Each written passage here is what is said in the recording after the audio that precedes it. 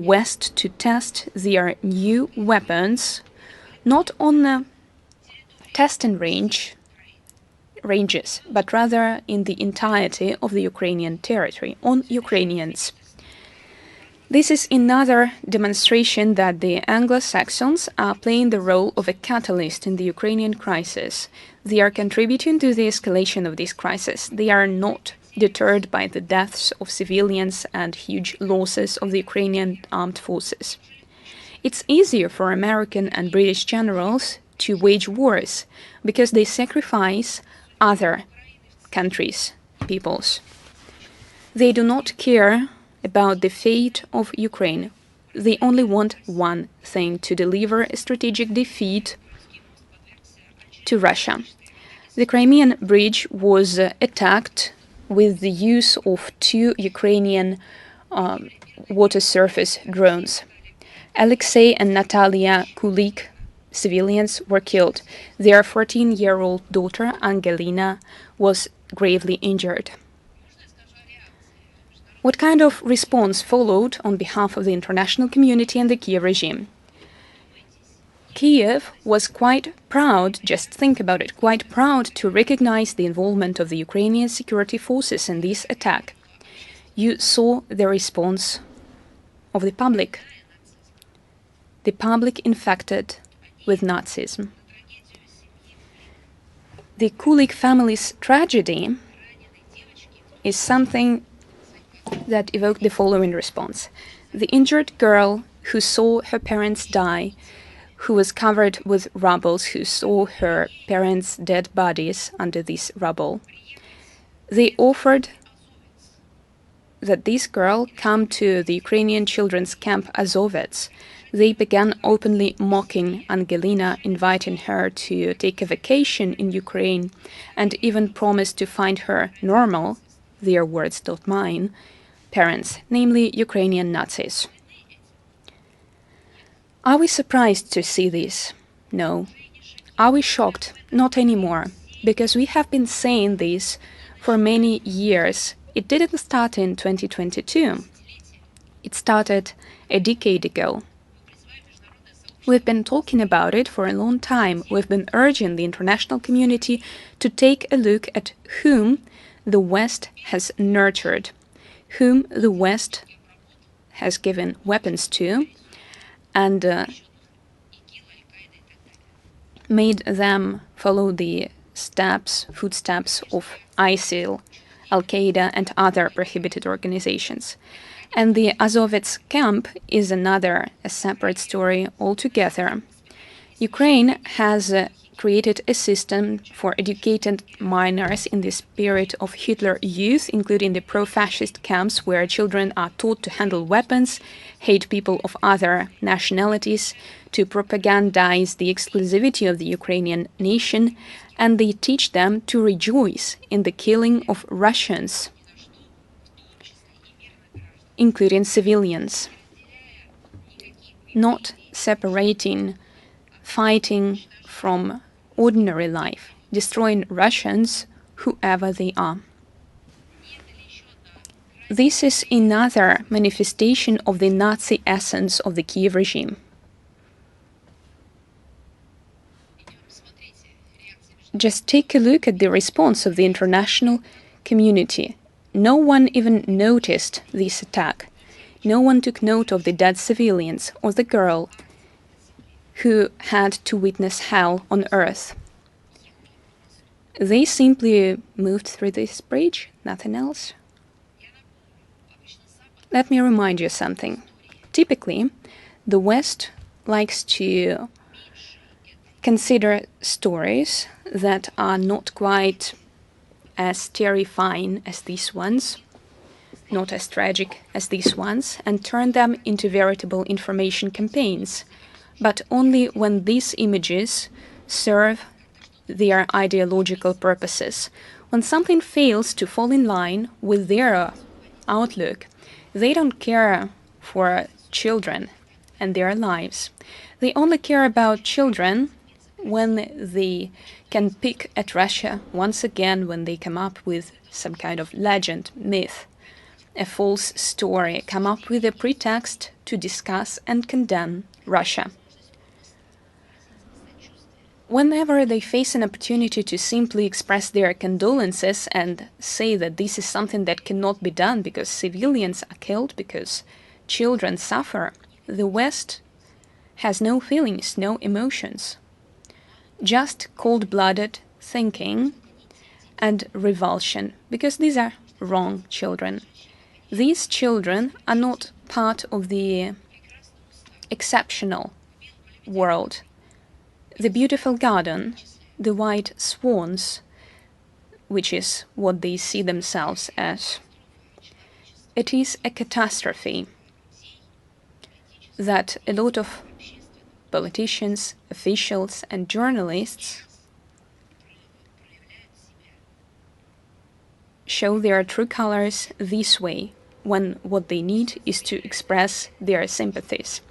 On July the 16th this year, the official representative of the Armed Forces of Ukraine Air Force, Yuri Ignat, said that Kyiv is deliberately placing air defense systems near residential areas in Ukraine. Was it the first confession of this kind? It wasn't.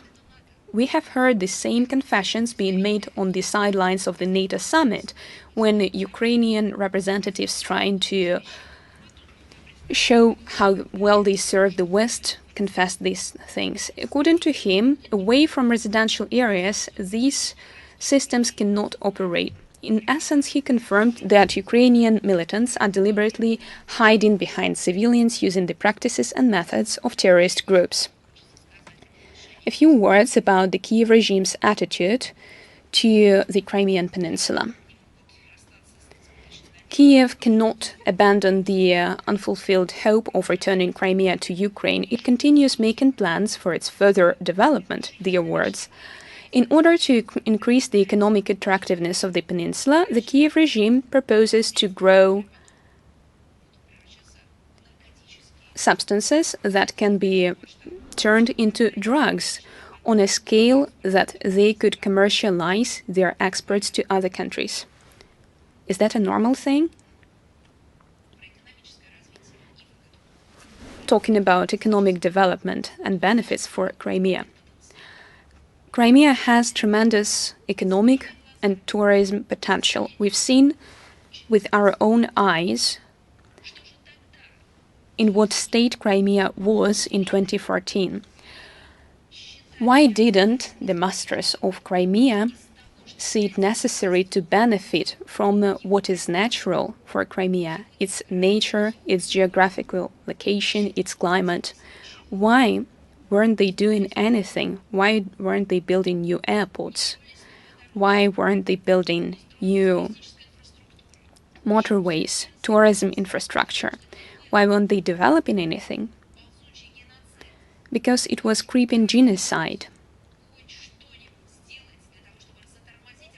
Doing whatever it takes to stop the development of the territories where ethnic Russians live, people who associate themselves with the heritage, the culture, and the history of Russia.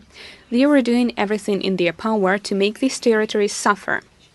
And when they saw that after 2014, when the Crimeans expressed their free will and the peninsula started living a full life, they became bitter because they saw these people get a new opportunity to tap their potential, the potential of their lands, the potential of their resorts. At the same time, the Zelensky regime intends to cleanse Crimea of people alien to Ukraine, primarily Russians. They are going to subject them to mass deportations and repressions. 1 million to 800,000 people. Indigenous Ukrainians will be put on black lists. They are speaking about Crimeans who, according to them, cooperated with the Russian authorities. Lawlessness, massacres, and marijuana fields. This is the future that the Ukrainian neo-Nazis and the West ideological inspirers are preparing for Crimea. Legalization of narcotic drugs and other such things have already become reality in Ukraine. 3 to 5 years ago, 8 years ago, when we not only predicted this possible future, when we were speaking about our forecasts, when we were speaking about the direction that the entire process of Europeization of Ukraine is going, we were laughed at. They would tell that this is propaganda. This is untrue. What kind of propaganda it is? Everything came true. Fortunately, the peninsula is protected by the Russian armed forces. Before the reunification of Crimea with Russia in 2014,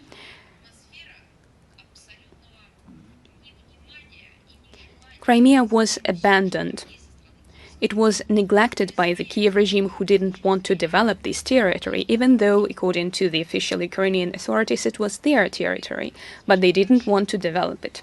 Poroshenko voiced the same logic regarding the inhabitants of Donbas. He said, they will suffer, they will live in cells. And the inhabitants who bend the knee in front of the Ukrainian authorities will prosper. Same was true for Crimea.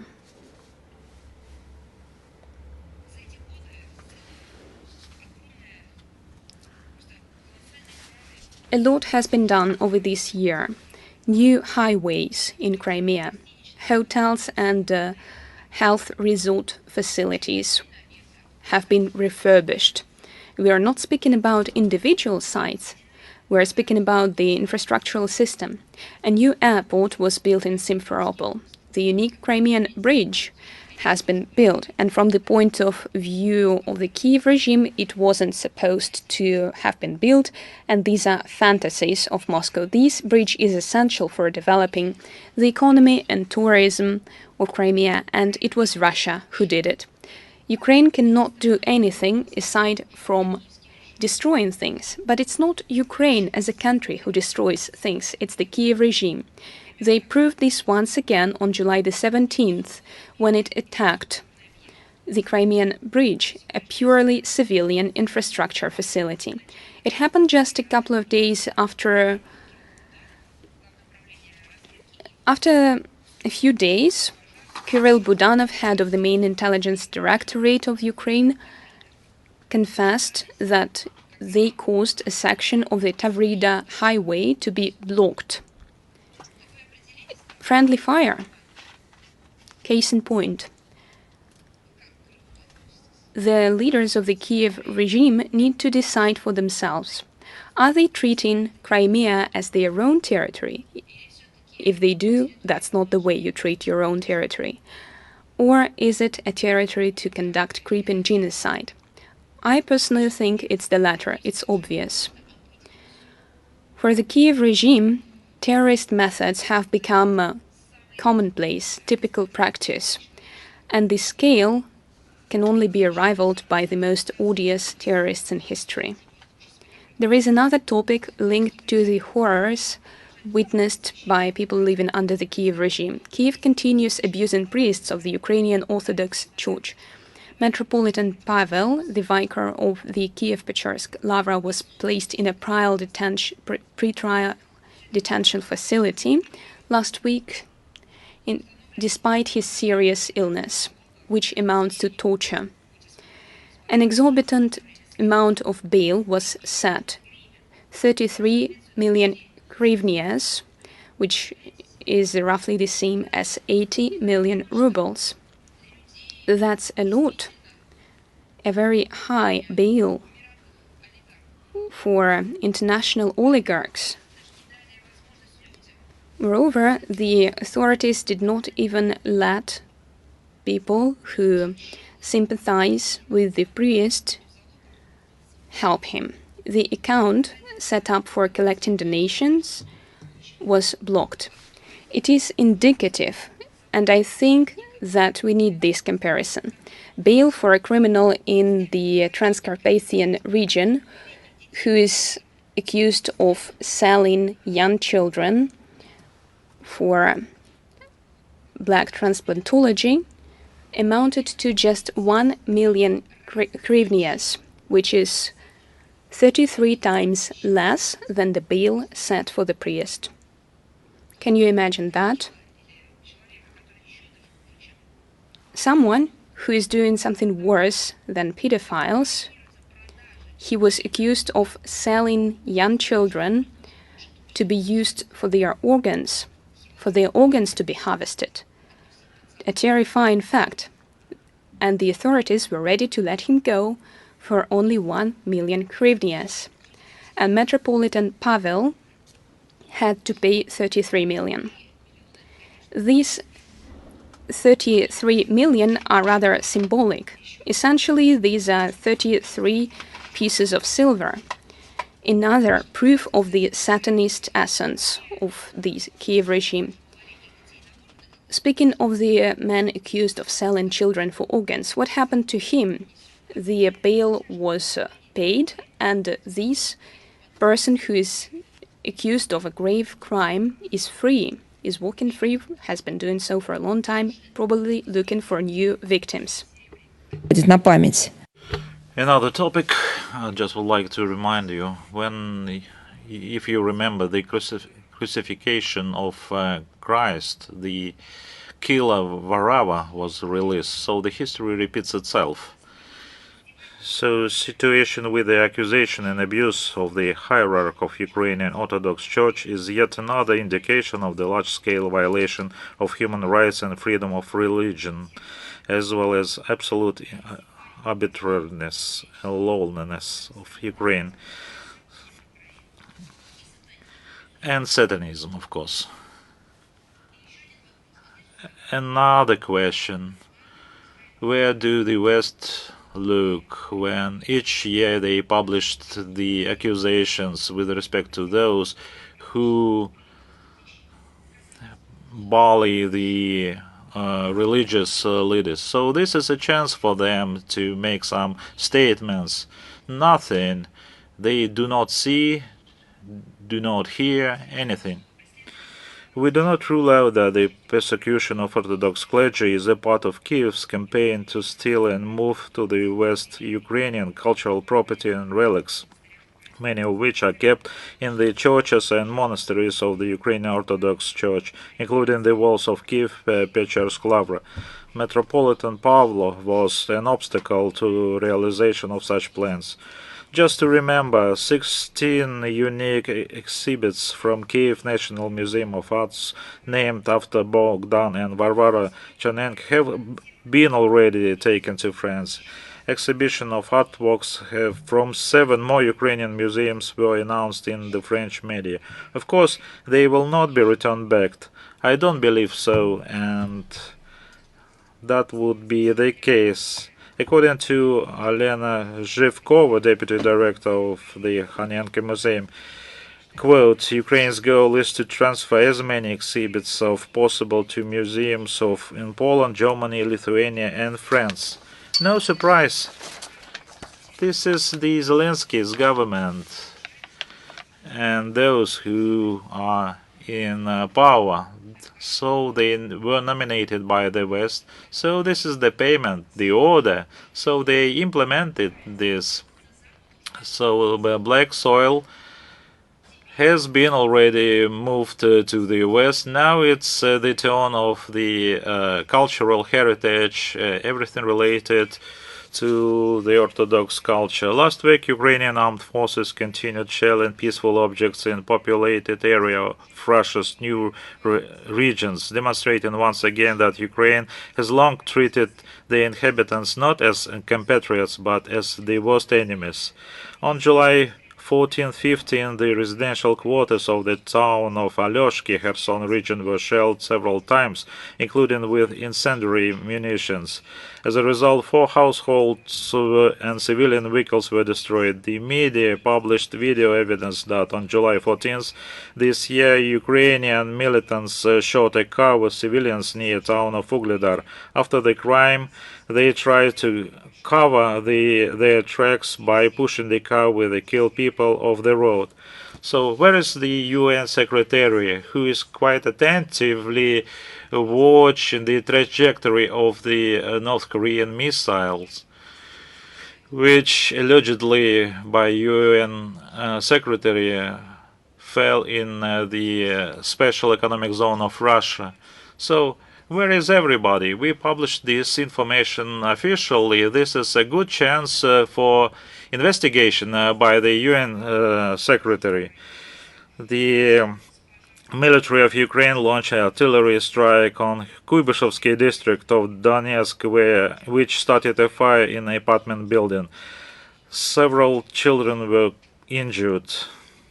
This is just some facts or evidence of the list of the crimes committed by the military of Ukraine. And of course, inevitable punishment awaits the perpetrators. The above mentioned facts confirms and the rest outside of the attention of the public media. So all these facts confirm the continuing importance of the tasks of the special military operation to demilitarize and denazify Ukraine and to eliminate threats to security of Russia and its citizens. So this is the threats to the European continent and the world at large. And they are continue shelling the nuclear facilities. Some words about the circus performed by the West together with the Kiev regime. So they hired a clown in Brussels on July 17-18. There was a summit between EU and Latin America. Latin America had high hopes for strengthening inter-regional cooperation in the interest of socio-economic development, solving the pressing problems faced by Latin America, and cooperation with all partners, including the European Union. Just would like to remind you, all these problems were created by the European Union. As the course of discussion showed, the EU countries, in a harshly coercive manner, made the agreement of such solutions dependent on the willingness of the negotiating partners to condemn Russian aggressions, as they say. There was even a successful attempt, thanks to the principal position of the Latin Americans, to organize at the summit another pro-Ukrainian show with the participation of Zelensky. Then the EU said that they didn't need his services, but the arm twisting on the part of the EU blackmailers continues. That was the repetition of many attempts, and it was resisted by those Latin American countries that prioritize the inviolability of international law rather than adherence to the rule-based order. So all the arm twisting performed by EU to the music played by Washington was resisted by the Latin American countries, which supported the rule of law and didn't support the position of EU. The same attitude was resisted by those Latin American countries who are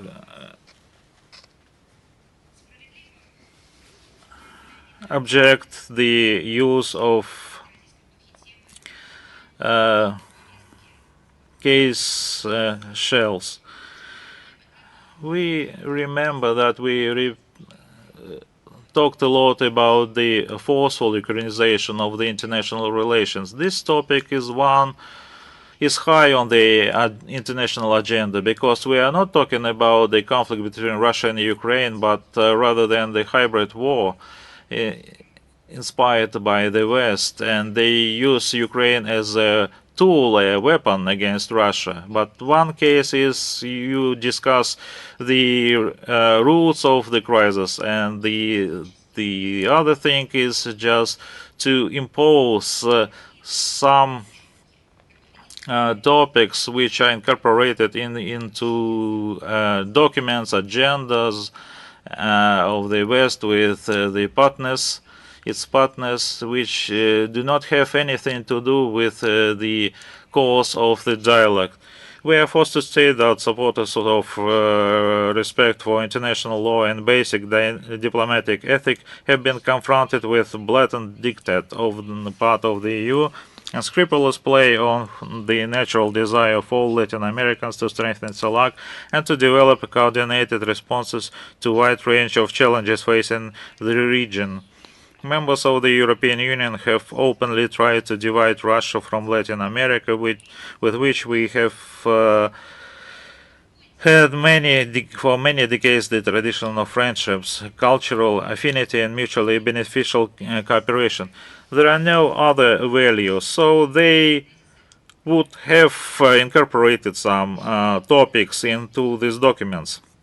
But nothing would change, nothing on the battlefield and with respect to these illegal sanctions and food security. So what is the purpose? Just to use the meeting with Latin American countries to discuss not the ways how to resolve the Ukrainian crisis, but to impose the Western viewpoint and to make the Latin American countries to sign this.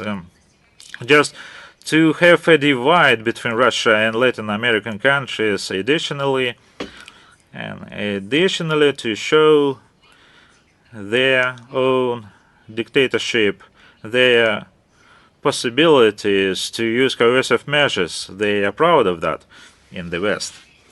Neocolonialist unwillingness to listen to another point of view led to the fact that the final declaration, which was passed off in Brussels as a final document and as an agreed document and published on a EU website, didn't receive consensus approval, as clearly stated officially by the Nicaraguan foreign minister.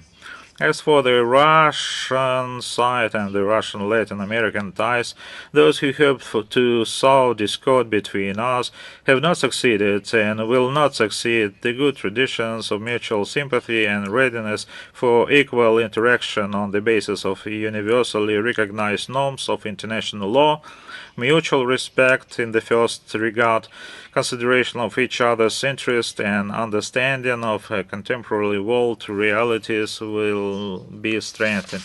Now about kids. The West likes to talk about this on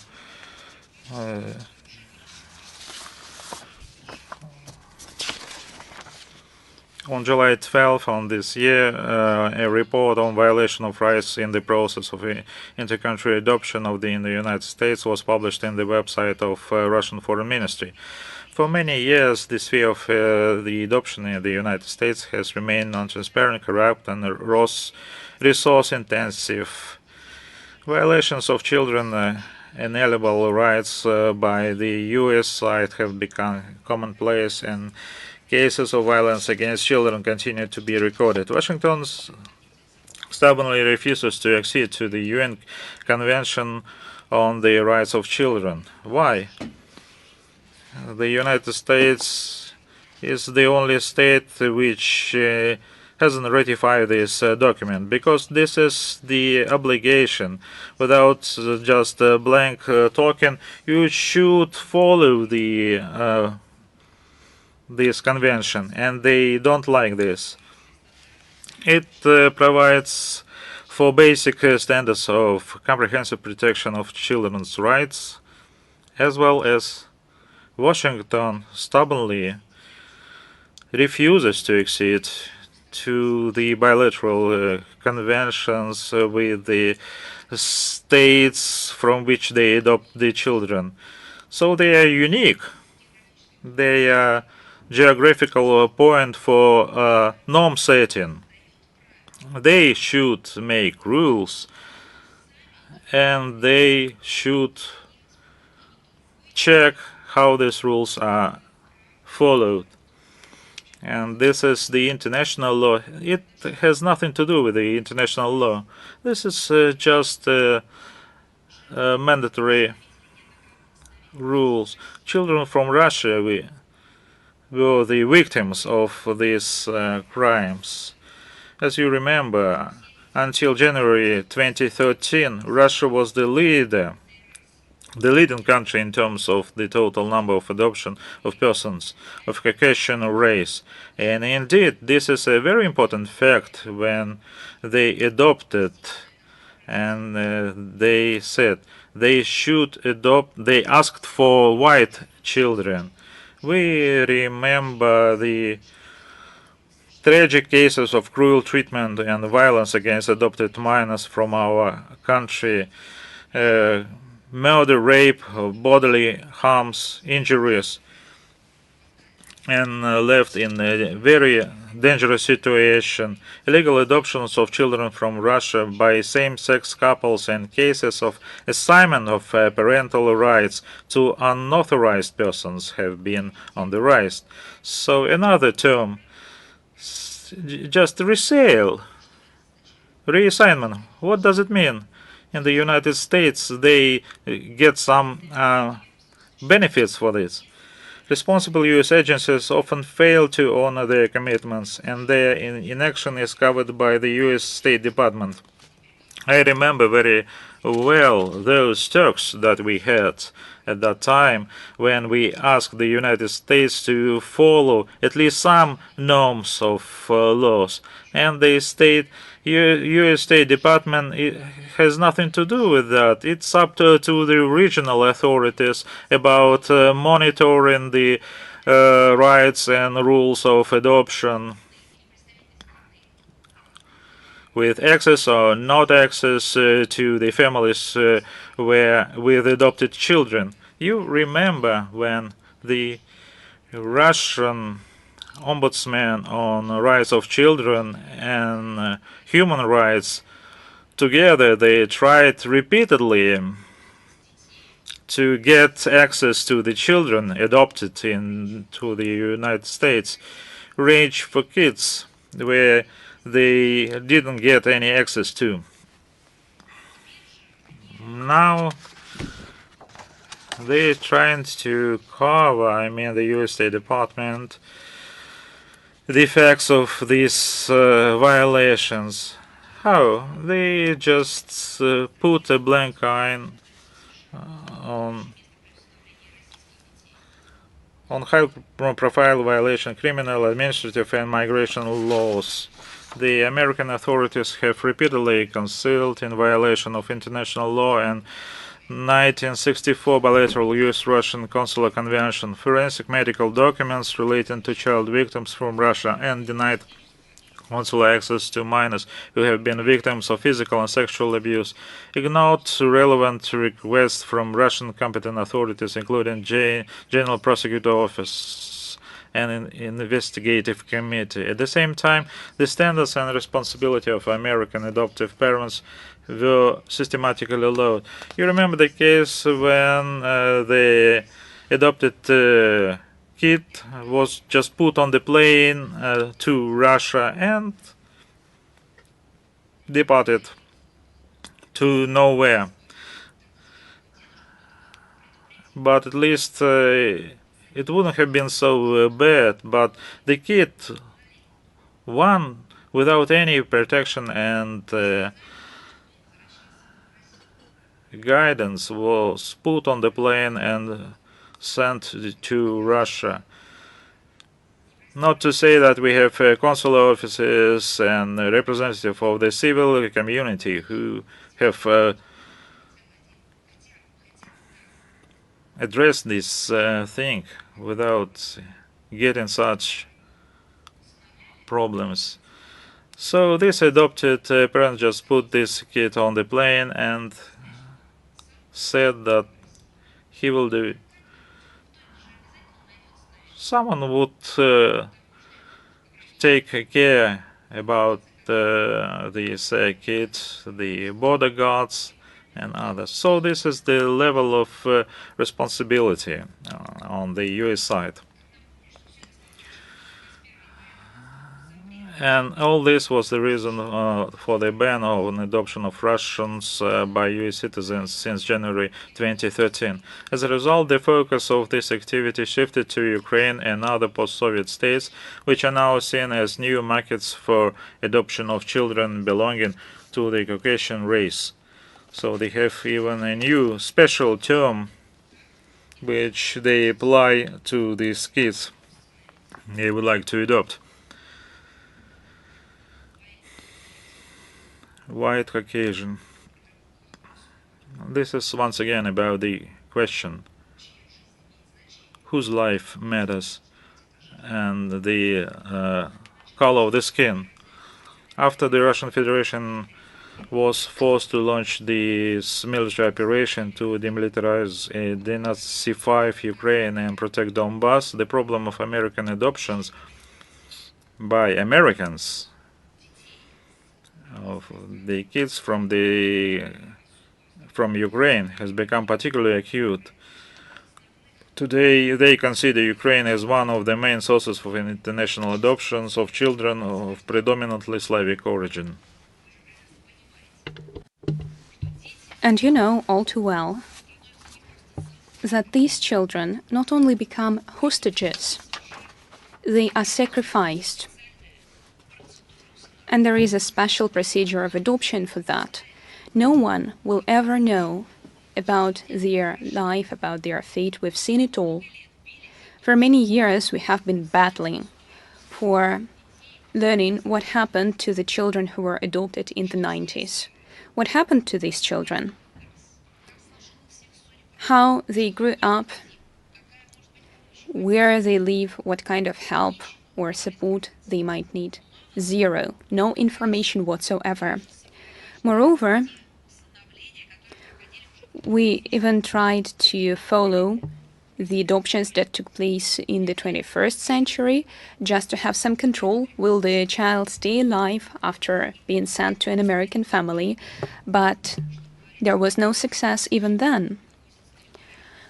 What can be said about the children who are evacuated from the territory of Ukraine, who are taken away from Ukraine to the United States? One can only commiserate with them. All of these phenomena, corroborated by a lot of facts and statistics, are reflected in the above-mentioned report. These are systemic failure, not just individual instances. It's about the failure of the system in place in the US. It is testimony to insufficient child protection in the US.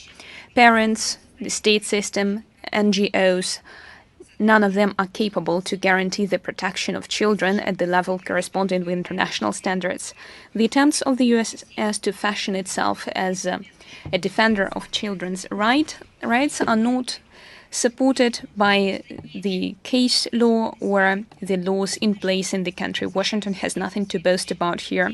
We are convinced that child protection system in the US is vicious, inefficient, and requires reform and international control.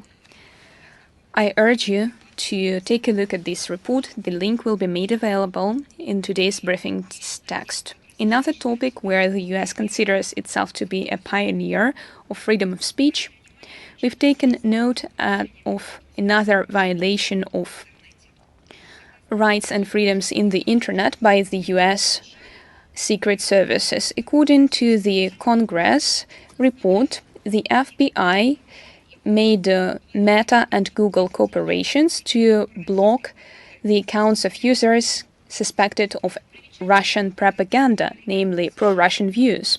Those were US citizens who were punished.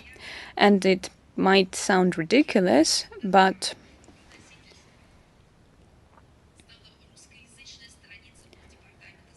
the Russian language web page of the United States State Department was targeted.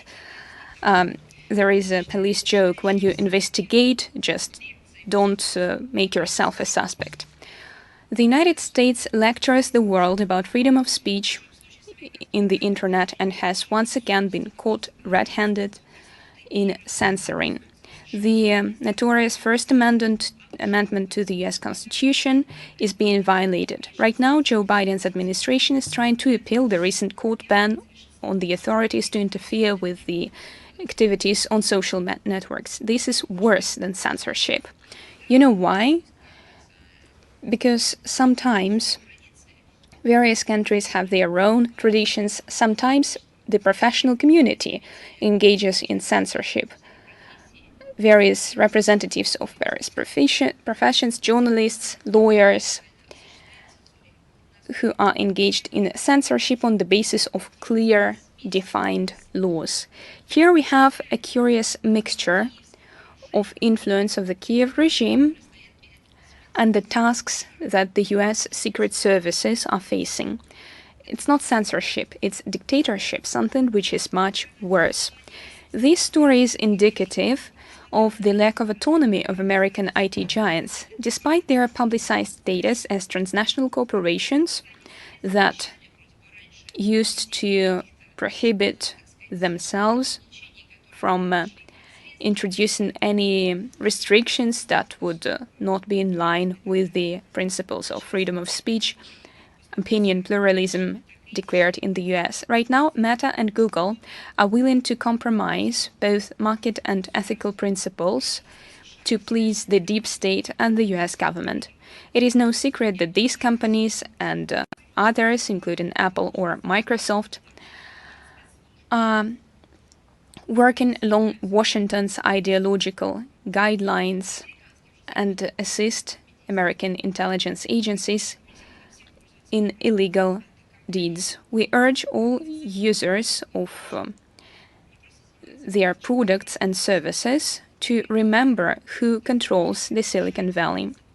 The rhetoric of the US and its satellites in defense of the business-centric model of Internet governance sounds especially ridiculous. Where is the business? The business is fully under control of the secret services. Using their obedient IT corporations, Washington seeks to take control of the entire sphere of ICTs. For its own part, Russia is advocating the construction of a transparent intergovernmental system of regulation of the global network, which would guarantee true equality, which is especially important for countries that do not have their own large IT corporations, the Balkans. We've taken note of the aggressive information campaign in Bosnia and Herzegovina surrounding the 28th anniversary of the tragedy in Srebrenica, which took place on July the 11th. This time, this campaign was carried out in connection with Russia. We regard these loose fabrications about our country's position on this issue as a deliberate provocation by the Western sponsors of such materials. Russia has consistently advocated for an objective investigation of the unlawful acts committed in the Balkans against all ethnic groups, including Bosniaks, Serbs and Croats, so that the perpetrators, regardless of their nationality or religion, receive the punishment they deserve. The demonization of Serbs as a genocidal nation is unacceptable, contrary to international law and not conducive to genuine interethnic reconciliation. Once again, we reiterate that the assessment of the events of the 1992-1995 conflict should be carried out by historians rather than politicians. The politicization of these issues only exacerbates interethnic tensions and cannot facilitate solving the problems of strengthening peace and security in the region.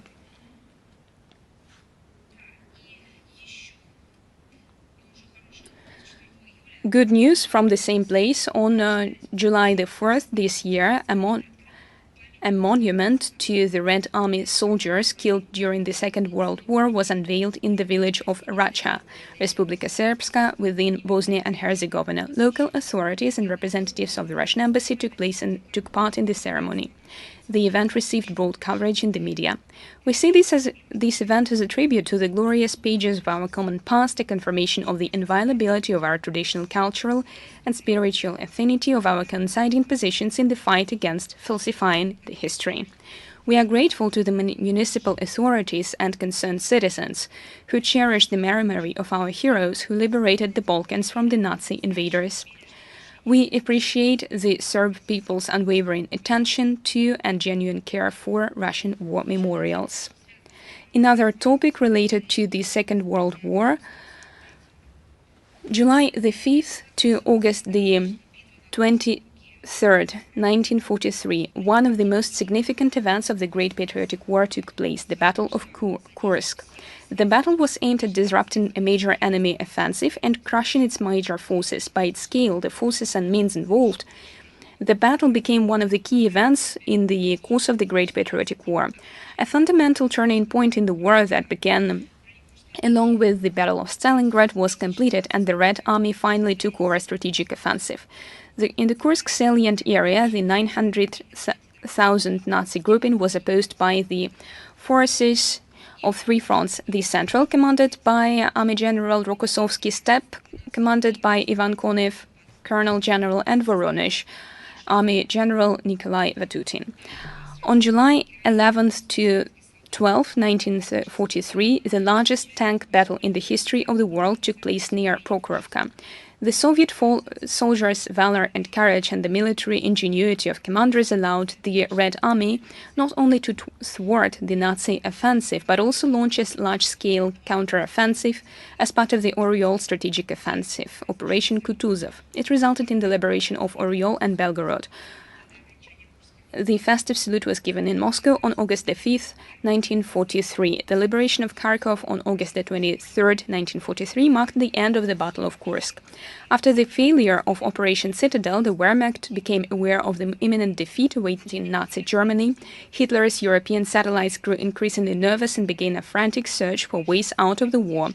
In early July, the Allies landed in Sicily, and in September 1943, the Third Reich lost the support of its closest ally, Italy. The defeat suffered by the German troops near Kursk accelerated the opening of the Second Front in Europe. As a tribute to the heroism of the Red Army soldiers, in accordance with the Federal Law 32FZ, on Days of Military Glory of Russia, August 2030 is celebrated in our country as the day of the defeat of Nazi troops by Soviet troops in the Battle of Kursk in 1943. I would like to conclude with the words of a participant of the Battle of Kursk, Marshal Vasilevsky. He said, "By remembering the Battle of Kursk, people pay tribute and express their gratitude to their heroic army, which performed a great patriotic feat. And no distorters of history will ever succeed in erasing it from the memory of the peoples of the world." End of quote. We are convinced that today, 80 years after the end of the Battle of Kursk, Nazism has once again reared its head in Ukraine, and these words are more relevant than ever, and they need to spur us into action. A few topics concerning the humanitarian affairs.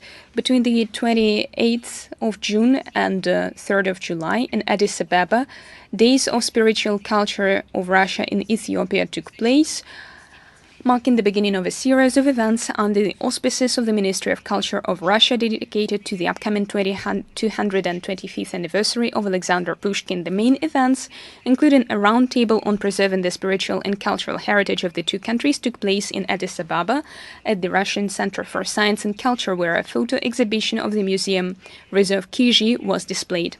In his welcoming speech on the occasion of the opening of the photo exhibition, the ambassador of Russia, Terekin, noted that the intensification of cultural, humanitarian, and scientific cooperation is one of the key directions of strengthening Russian-Ethiopian multifaceted partnership.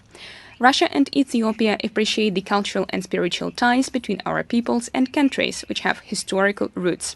The events were attended by representatives of public authorities, scientific and educational circles, academia, heads of cultural institutions, experts from both Russia and Ethiopia, representatives of the Russian Orthodox Church and Ethiopian Orthodox Church.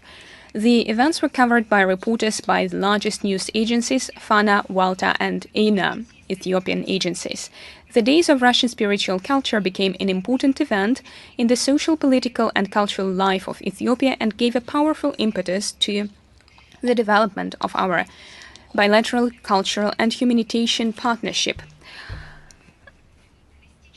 An international philatelistic exhibition, Nitrophila 2023, took place in the Slovak town of Nitra, dedicated to the 1160th anniversary of the creation of the Slavonic written language by Saints Cyril and Methodius. The event was attended by organizations and representatives from Slavic and other European countries. A notable place in the exposition was taken by stands prepared by the Russian DSC Marka, where stamps and other postal products were presented.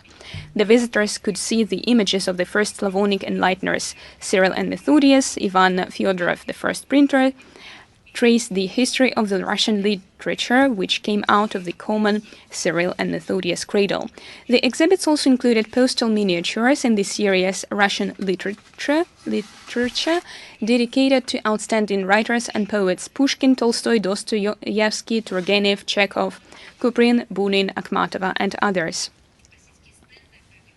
Russian stands attracted a lot of attention of the visitors and were highly appreciated by the organizers. The careful attitude to the heritage of Cyril and Methodius still unites us, and we will provide links to this visual content. You will be able to see the photos.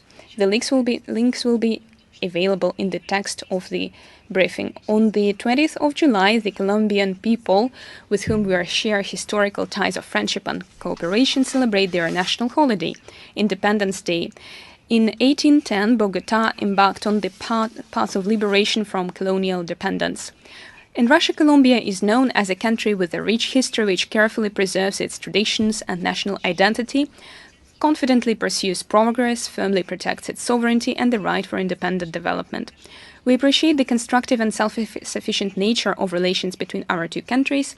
Colombia's readiness to maintain an open, trust-based dialogue strengthen our ties in trade, energy, industry, our humanitarian and educational cooperation. We appreciate Colombians' interest in the Russian literature and culture and in studying in Russia. Today, we are united by our similar approaches to building a just, multipolar, democratic and secure world order based on the principles of international law and a commitment to a collective search for answers to global challenges and threats. As a permanent member of the UNSC, Russia will continue its active participation in international efforts to assist the peace process in Colombia. We are convinced that the time-tested relations between Russia and Colombia will continue to develop fruitfully in the interests of both states. We should like to wish the friendly Colombian people peace, unity, prosperity, welfare, and success. A few more words about regional affairs. Moscow is about to host a festival of Latin American country and Caribbean countries. It's organized by the Moscow government with the assistance of Latin American and Caribbean embassies in Moscow. It will enable inhabitants and guests of Moscow to learn about the culture of Latin American people, shows, dancing, defilés of traditional clothes, lectures on the history and culture of Latin American and Caribbean countries. The visitors of the festival will see the works of the cinema industry of the region. This festival is a landmark for Russian Latin American humanitarian and cultural cooperation. The Ministry of Foreign Affairs will participate in the inauguration ceremony. For us, Latin America is a friendly continent that we maintain a friendly dialogue with, that we develop constructive cooperation with, that is not influenced by any kind of external dictate, something we have already mentioned today. We will provide a link to the website of the government of Moscow in the text of today's briefing. Another announcement. On July the 21st to 24th this year, Sevastopol will host the third International Forum of Young Filmmakers named Global Values. This year, young authors from Russia, Greece, Iran, Kazakhstan, China, Kyrgyzstan, Senegal, Slovakia, and Uzbekistan will participate. The festival will feature 17 short films dedicated to the pressing issues of modern world, protecting traditions, national identity, professional duty, patriotism, traditional family values, confronting globalism and the hegemony of certain states. Prizes will be awarded to the best directors. The Global Values International Forum is aimed at establishing a mutually beneficial between Russian and foreign youth artistic communities. Do we have the International Life present here? I'm ready to answer your questions. Good afternoon, Madam Zakharova. The EU has recently come up with a new initiative on creating a special fund aside from the existing so-called peace fund to support Ukraine's armed forces over the next 4 years with 20 billion euros. What's your take on this initiative? We have learned about these discussions from the media, and as we have already said, the Council of the European Union at the level of Ministers of Foreign Affairs is due to take place today. They might consider that. We consider this decision to be reckless. If it is taken, it will mean further massive investment in prolonging the fighting in Ukraine. The EU and its countries have already spent about 15 billion euros on supplying arms and military equipment, and added another 15 billion, they would cover the US debt, sovereign debt. But now they spend this money for military equipment to the neo-Nazi regime in Kiev, in which Ukrainian armed forces are killing civilians and destroying civilian infrastructure on a daily basis. The EU has sent the relevant funds both through bilateral channels and through the European Peace Facility, which would more correctly be called a war fund. Of course, the cynical policy of the current EU leadership can have nothing to do with a concern for security and stability in Europe. There is a terrible reality. European strategists like the head of European diplomacy, like Mr. Borrell, who have lost their heads from their militaristic ambitions, are trying to force the citizens of EU countries to pay for 4 more years of bloodshed out of their own pockets, instead of sending and directing the appropriate funds to developing the needy countries. That confirms once again that the EU is interested in Ukraine instead of saving the countries in need. In terms of food supplies, you can take this money, pay for the supplies and delivery and insurance. Once again, that confirms once again that the EU is interested in Ukraine and its population solely as a testing ground for hybrid warfare with Russia, hegemonic geopolitical ambitions, neo-imperialism. So profits are made by the private companies out of these things, of supplies of arms. It is called as new values, and the European Union is a guide of this. So consequences cannot be estimated, and the food security is one of the topic which is not interested for the EU. It's not inviting Greta Thunberg to conference. It's just to make some calculations what money spent for the destruction of this region and what would be the price for reconstruction of this region.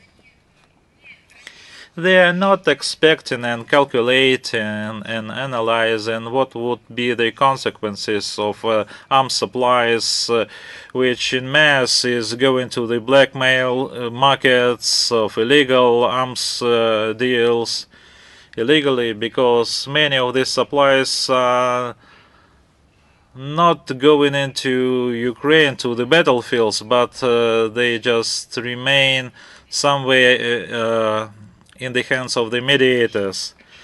And it's clear that it leads to the rise of terrorist threats. So we see that they're going away from those principles of Euro integration. Business is under control. There is no freedom of speech. So all values are not followed. So they follow the anti-values. So it's not difficult to predict that the Eastern European states, especially Poland and the Baltic states, which are particularly interested in the EU subsidies, will also try to profit from the conflict by providing inflated invoices for obsolete and decommissioned weapons. And we are well aware of such great democratic schemes in EU countries. And we also know about the desire to use the hostilities in Ukraine to maximize the profits of military-industrial companies. And even the Western mass media talked about this. New deliveries of heavy and long-range weapons, cluster munitions, and depleted uranium shells will be a significant factor in proving the involvement of the EU in its member states in the conflict.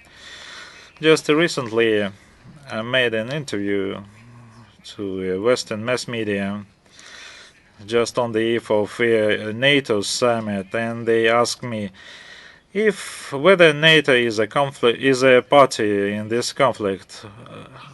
We can qualify NATO as a party, including the arms supplies, intelligence supplies, political support are granted, and they are planned for many years ahead. This is which would be qualified as a direct part in this conflict. Probably the lawyers can provide some high expertise in terms of the difference between indirect and direct involvement, but we have repeatedly said using evidence that these acts could be qualified by the Western countries and EU as a hybrid war against Russia, against our country.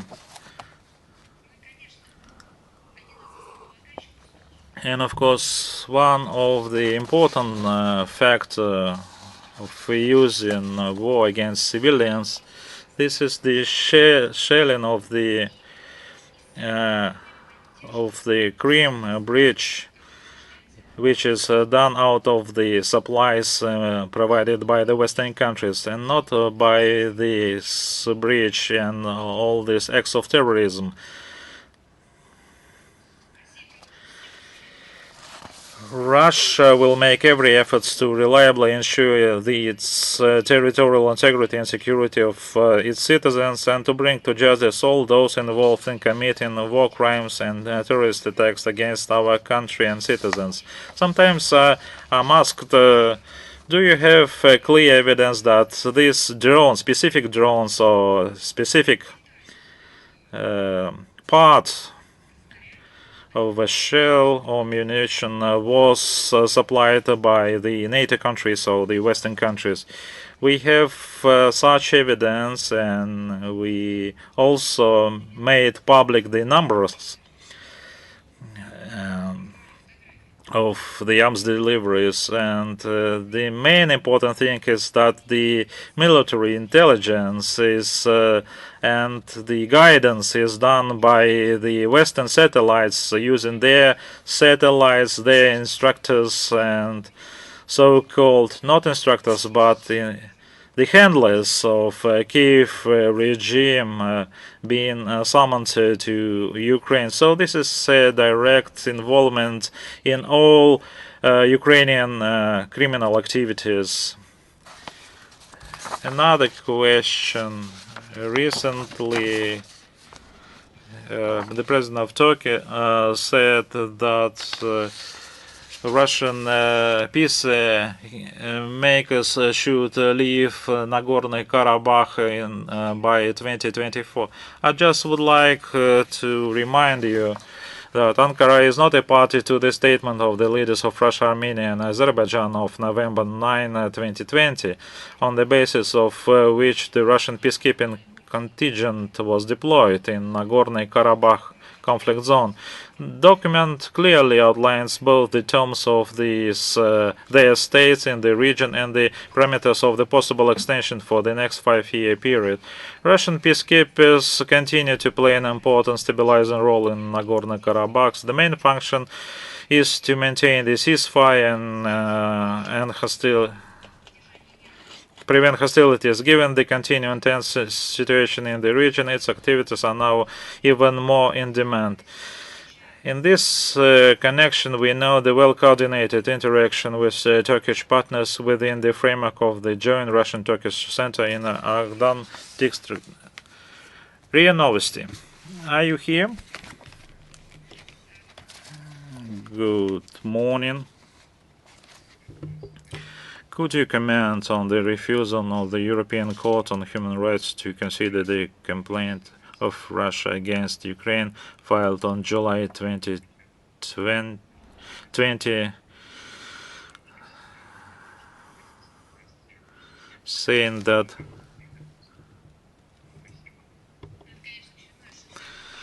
that's another opus of the ECHR is not worth the paper it is written on.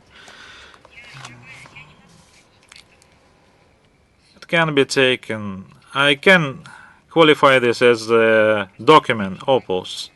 It can be taken as a summary of quotation to demonstrate the highest degree of double standards which have become the norm of the Council of Europe, which once again confirms the correctness of our country's decision to withdraw from this organization. I recall what we are talking about.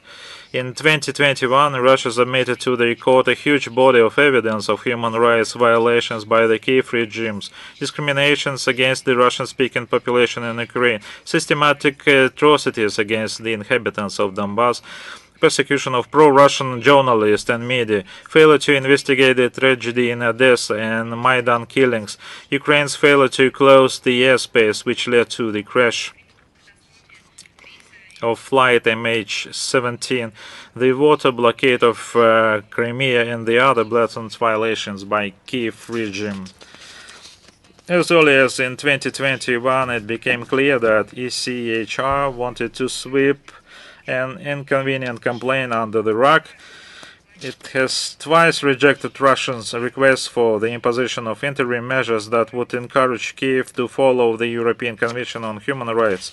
In order to delay the process, the court refused to add our complaint to the cases it was already considering, although a year later it did so for another Ukrainian complaint.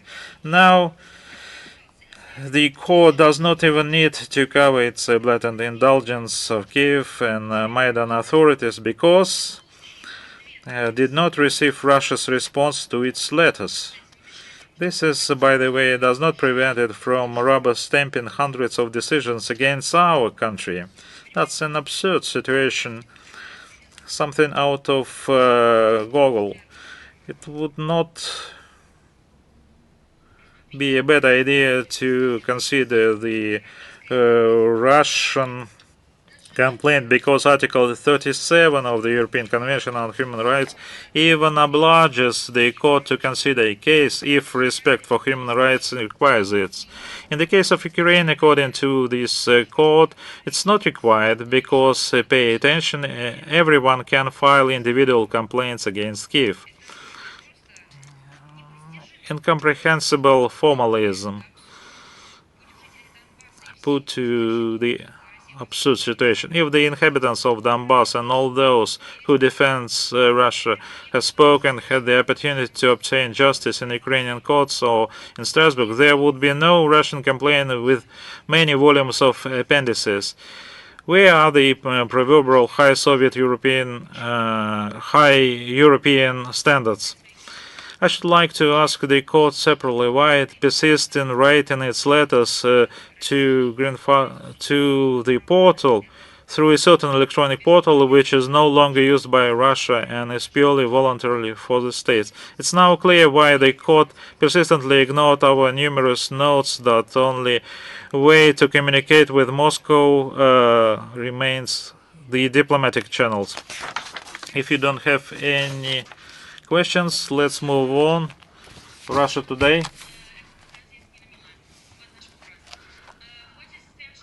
During a briefing in Chisinau on July 18th on the results of NATO summit held in Vilnius, Ruslan Bobochen, State Secretary of Moldovan Ministry of Foreign Affairs and European Integration, expressed the desire of the Moldovan authorities to intensify the political dialogue and practical interaction with NATO, as well as the interest of maximizing opportunities offered by NATO to partner states within the framework of various cooperation programs and instruments. How would you comment on such instruments? We have repeatedly expressed our serious concerns over the continuing provocative policy of NATO enlargements, in particular the drawing of Moldova into the alliance in spite of the neutrality enshrined in its convention. We know the consistent increase in Chisinau interaction with Euro-Atlantic structures which the pro-Western forces currently in power are carrying against the national interest and without taking into account the opinion of the population. As the latest opinion polls show, more than 60% of Moldovan citizens oppose the country's membership in NATO. But since they fund this regime, not Kiev regime, but Moldovan regime, because they follow the same route pushed by the Western countries. Since they fund this regime, they don't care about the opinion of the citizens of this country. They impose their will through those who they put to the power. It's obvious that traditionally friendly to our country Moldovan people, unlike their leaders, are fully aware of the aggressive nature of the North Atlantic Bloc and understand that the situation in neighboring Ukraine was largely provoked by the irresponsible attempts to expand the alliance. So the lack of any positive agenda by the NATO and the experience of creation and addressing these questions, so they are quite evident. In this regard, it's not superfluous to recall once again about rich record of aggression and destruction of statehood in a number of countries where NATO carried democracy: Yugoslavia, Libya, Syria, and this list unfortunately is not exhaustive. These are the countries, these are the states which indeed by any means got some fatal blow and they cease to exist, and they are divided, and they are not capable of restoring itself and statehood and internal life after such a blow by NATO. Direct military blow and political and so on. And another number of countries and regions where NATO, where military minds or thinkers trying to follow their interest by interfering with domestic affairs using various tools like diversions, subversions, and change of regimes. So you can have a paintbrush and just put this paint on the globe. It's unlikely that the population of Moldova wishes its country to become, under the pretext of realization of various partnership formats, another testing ground for geopolitical confrontation. People would like to live, to work, not to be drawn into the conflicts and be regarded as a tool of the conflicts. And this is the fate, to all appearances, that NATO has prepared for Chisinau. Hopefully, the Moldovan politicians realize that rapprochement with NATO not only does not add security, but also entails a complete loss of sovereignty. Комсомольская правда. Good afternoon. On July 18th this year, at a meeting with Chinese Defense Minister, former U.S. Secretary of State Kissinger said that neither the United States nor China can afford to be each other's adversaries. Why, in an opinion, does Washington allow itself to be Moscow's adversary? Henry Kissinger is not considered as an official. He's just a well-known figure in the international affairs. Now he's just presented its personal viewpoint, and a viewpoint of a person who has been dealing with these issues for many years, and he can change it at any time. And we've seen this, and he's considered a connoisseur of the interaction of this triangle: Moscow, Beijing, Washington. In his book, Years in the White House, published in 1979, he also said about this quotation: in the intricate trilateral web of contacts, we improve relations with each side, thereby increasing our capabilities. And then directly, our relations with potential enemies should be better than they have these relations between each other. So you can say it whatever as or democracy by U.S. standards and the implementation of the U.S. foreign policy. In the same vein, this idea formulated over 50 years ago, in the same vein, the former Secretary of State has been given relatively measured and balanced assessments of the current events around Ukraine. On August the 13th, 2022, he predicted that America was on the brink of war with Russia and China because of the problems that the US itself partially created. In his view, those in Washington have no idea how this will end or where it would lead. At the Davos Forum in January 2023, Kissinger put forward peace initiatives, albeit non-passable ones, stating the need to resolve contradictions at the negotiations table. We regret to note that recently, Mr. Kissinger has abandoned his proposals, acting not as a diplomat and a recognized intellectual, however, but rather as a relay of the position of the current Washington establishment. These forces persist in their conviction that they have no peace plan for our region. They instead want to deliver some kind of strategic blows, delivering a strategic defeat to Russia in politics, economy, and on the battlefield. You have also heard some more mundane ideas, namely killing as many Russians as possible, destroying Russia, dismembering Russia, making it fully dependent, and so on. What can I say?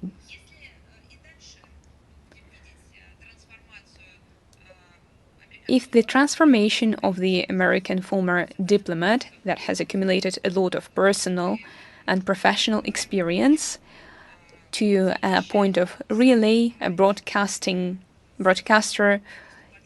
simply transmitting someone else's ideas, it will be a pity. Right now there are too few intellectuals, and losing another one will be a pity. However, if Mr. Kissinger finds it in himself to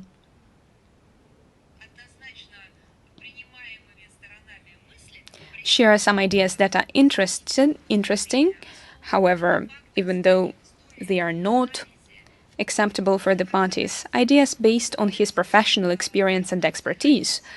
It would be important to preserve this intellectual, and it will be interesting to see what he has to say in the future. I think today Chinese leaders are well aware of what's going on in the world politics. They are very realistic people, and we have no doubt that close cooperation with Russia is in China's national interests, and I see no alternative to that, especially given that the US has betrayed its closest partners on multiple occasions, and this desire to drive a wedge between Russia and China is so obvious that one can even say that Washington is not even trying to hide it.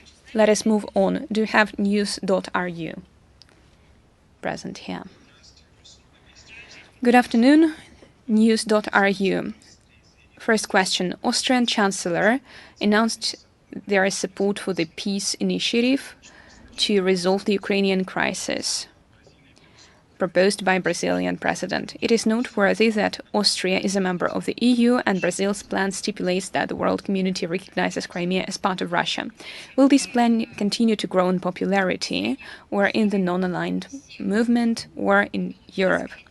We appreciate the efforts of everyone who is sincere in their attempts to find a solution to this global problem. We are grateful to our Brazilian partners who genuinely try to come up with some ideas, some proposals, and find a possible scenario for a peaceful settlement of the Ukrainian crisis. We see that in its approaches, Brazil has been consistent in speaking in favor of taking into account objective security concerns of all parties. At the same time, specific modalities for the peace initiative are still in the works. Brazil has not completed it. As for the Austrian Chancellor's remarks about support for the Brazilian peace initiative, is a good signal. It means that Austrians are gradually coming to understanding the need for a peaceful settlement of the Ukrainian crisis on the basis of more realistic plans rather than unviable and unrealistic peace formulas proposed by Zelensky, his ultimatum. There is an obvious contradiction in Austria's position. By promoting pro-Kiev approaches, moving away from traditional neutrality and unconditionality following the course of the EU policy, which implies support for Kiev, the Austrians are contributing to the escalation of hostilities. Therefore, their words of support for the Brazilian initiative will only be credible and meaningful if they begin to encourage Ukraine to return to negotiations and call on Ukraine's leadership to make peace rather than approve weapons supply and engage in aggressive rhetorics against Moscow. Unfortunately, we have seen such instances. If someone is curious about our reaction to peace initiatives and everyone who wants to come up with these initiatives, there is something I would like to remind you. It was the Ukrainian side, the Kiev regime, who unilaterally ceased negotiations in April 2022. A few months later, in fall 2022, the Kiev regime has legally banned negotiating with Russia, imposed a legal ban. It is a key factor that needs to be taken into consideration. Question number 2, it is about the fact that Tehran was not satisfied with Moscow's explanations regarding the statement signed at the end of the Russia-Gulf Cooperation Council ministerial meeting. The Iranian foreign minister said, speaking at a press conference, "We do not consider such explanations sufficient and do not accept the repetition of such practices and statements around Iran's territorial integrity. We are speaking about the 3 islands in the Strait of Hormuz, which Iran considers its own.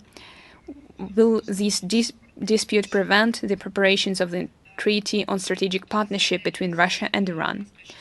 The results of the 6th meeting of the Russia-GCC Strategic Dialogue, held in Moscow on July the 10th, were discussed during the telephone conversation between Ministers of Foreign Affairs of Russia and Iran on July the 18th. It was noted in the relevant official statement for the media, the two foreign ministers reaffirmed their commitment to the fundamental principles of international law enshrined in the UN Charter in its entirety and interconnection, including respect for sovereignty and territorial integrity. Preparing a draft for our new large treaty continues. The parties confirmed their interest in signing this document as soon as possible. Thank you. And the last question from us. Deputy Foreign Minister Rudenko confirmed Russia's readiness to host a meeting between Azerbaijan and Armenia. We have yet to see the confirmation from the other two parties. How likely is it? I think the chances are looking good. And as soon as the experts who are currently engaged in preparing this meeting, as soon as we receive their decision on the date, we will share it with you. Let us move on. Do we have the China Media Corporation present? Good afternoon. 2 questions from us. Number 1. Brussels journalists have learned that the EU wants to listen to the UN's ideas on possible conditions from Russia to resume the grain deal, and then the EU will make decisions, including regarding its anti-Russian sanctions policy. How does Russia assess the EU's actions? Is it probable that Brussels will go along with the conditions proposed by Moscow? If it's unlikely, what is the main obstacle that stops the EU? The EU has driven itself into an impasse. The very wording of your question, the very position of the EU that you are quoting, is indicative of that. The EU wants the United Nations to tell them Russia's position on the resumption of the grain deal. It is simply absurd to engage these intermediaries rather than deal with Russia directly, and they blocked these direct dealings themselves. This policy imposed on the EU by the United States is indicative. The EU is unable to conduct a sovereign policy, and apparently it has broken down and is now reaping what it had sown. Dozens of countries make part of the EU. They have their own embassies here in Moscow. They have a lot of officials, diplomats, and other representatives. They have a high representative for foreign policy, Josep Borrell, and they need intermediaries in order to learn Russia's position. A banal question, perhaps, but what exactly are EU countries' diplomats accredited in Moscow doing? What are you doing if you cannot report on Russia's position on Istanbul agreements to your capitals? What about the mission of the European Union here in Moscow? What are they all doing? There is another evidence of this ideological impasse. They are trying to convince the international community, or probably themselves, that the restrictive measures imposed by the EU on the Russian agro-industrial complex do not have a devastating impact on the situation in food security. Apparently they are concerned now. It is a set of sanctions, a ban on exports to Russia of a wide range of agricultural machinery and components, an embargo of supplies of certain types of fertilizers, personal sanctions against owners and managers of fertilizer producers and exporters, Uralchem, Eurochem, Fosagro, Akron, the economic blockade of Crimea and Sevastopol, including their port infrastructure, the de-swifting of Russian banks, including Rossельхozbank, which serves Russian agricultural exports, countless restrictions on financial, brokering, insurance and transportation services to Russian companies, restrictions on the movement of Russian merchant ships. And these are just a few examples. The list is way more extensive. More than a year ago, we created a special section on the website of our ministry, we regularly updated. This section is named Debunking the Myths of the EU. There we debunk the myths proposed by the EU about their actions that undermine international efforts to provide food and fertilizers to countries in need. Individual exceptions to the anti-Russian sanctions regimes, which are so actively highlighted by the EU leadership, do not work in practice and are of recommendatory nature.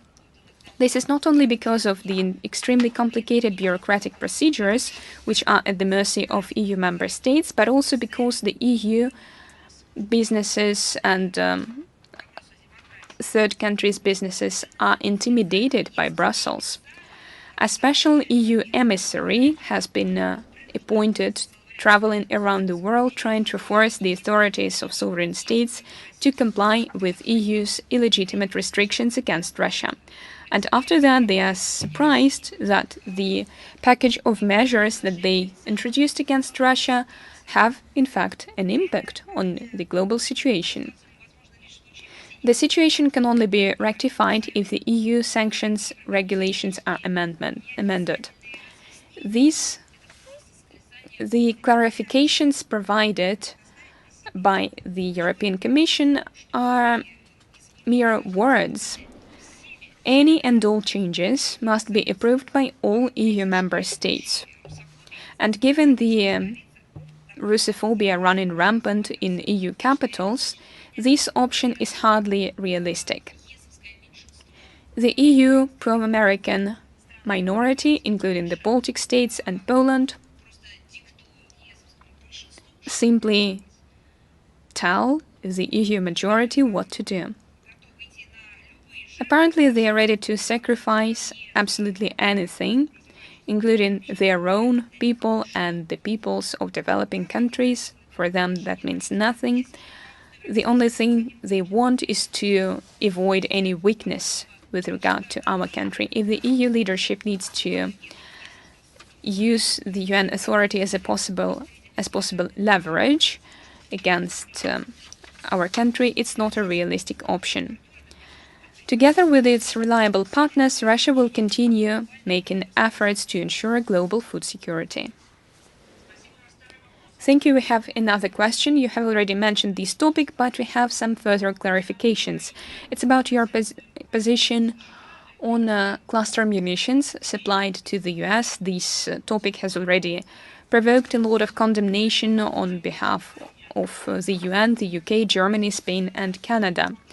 How does Russia assess the fact that Washington remains deaf to the opinions of the international community, including its allies, and insists on providing military support to Kiev? We use the same formula that the US has elaborated for countries using cluster munitions. The US considers these countries to be war criminals. I can only agree. The question is why they remain deaf to the international community. The reason is simple. They consider themselves to be exceptional, or maybe simply deaf. Or maybe the stakes are too high. For them, the situation around Ukraine is principle, because they want to flex their muscles. And given their bid were not successful when they used blitzkrieg, economic strangulation and interference into our internal affairs, trying to destabilize our domestic situation. Apparently, this is not working, and now they are trying to use very nervous, jittery actions, regardless of their own commitments and their own policy of previous years, to simply pressure Russia sporadically and hysterically on all fronts. They are digging their own grave? Thank you. Do we have Reuters present here? Good afternoon.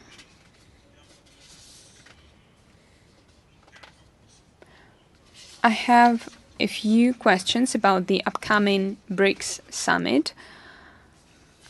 The Kremlin gave some comments yesterday, so it's no longer necessary. However, yesterday, the media has published some information that it will be Sergei Lavrov who will head the Russian delegation at the summit, will be present there personally, there in Johannesburg. Previously, the South African media reported that South Africa's authorities suggested that Minister Lavrov lead the Russian delegation, and Russia declined this offer. Is it true? Why did Russia decide that Sergei Lavrov should head the delegation? Let me start with your second question. It is absolutely amazing. You can take a look at the retrospective of the past 10 years. You can take a look at what has been going on. This is not the first instance of this example when our president sent a letter or a video address and it was the Minister of Foreign Affairs who was physically present at the summit.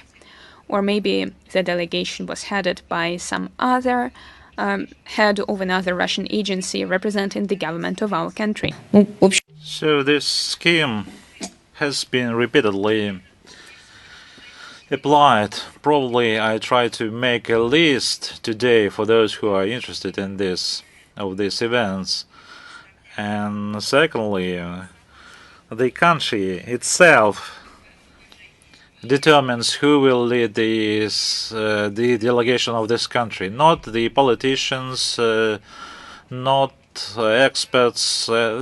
And Russia has made up this decision about this. And the information that you mentioned, I'm not aware of this information. I cannot support this information, confirm this information. But once again, the same schemes of sending delegations to various conferences have been tested, have been applied for many reasons, joint reasons, separate reasons. This is how we plan our participation. I just would like to clarify, you are not in a position to confirm that this decision is related to the decision of the court. So we made this decision, it was approved, and this formula has been repeatedly applied, used, and I don't have any additional information which would help you in this regard. So probably you shouldn't look for some underlying circumstances, and of course it could provoke some hysteria in mass media, but you should take this as a reality, and this is the way Russia participates in many international forums, not only Russia but other countries as well, and we respect these decisions, and we can rely on your respect. Yes,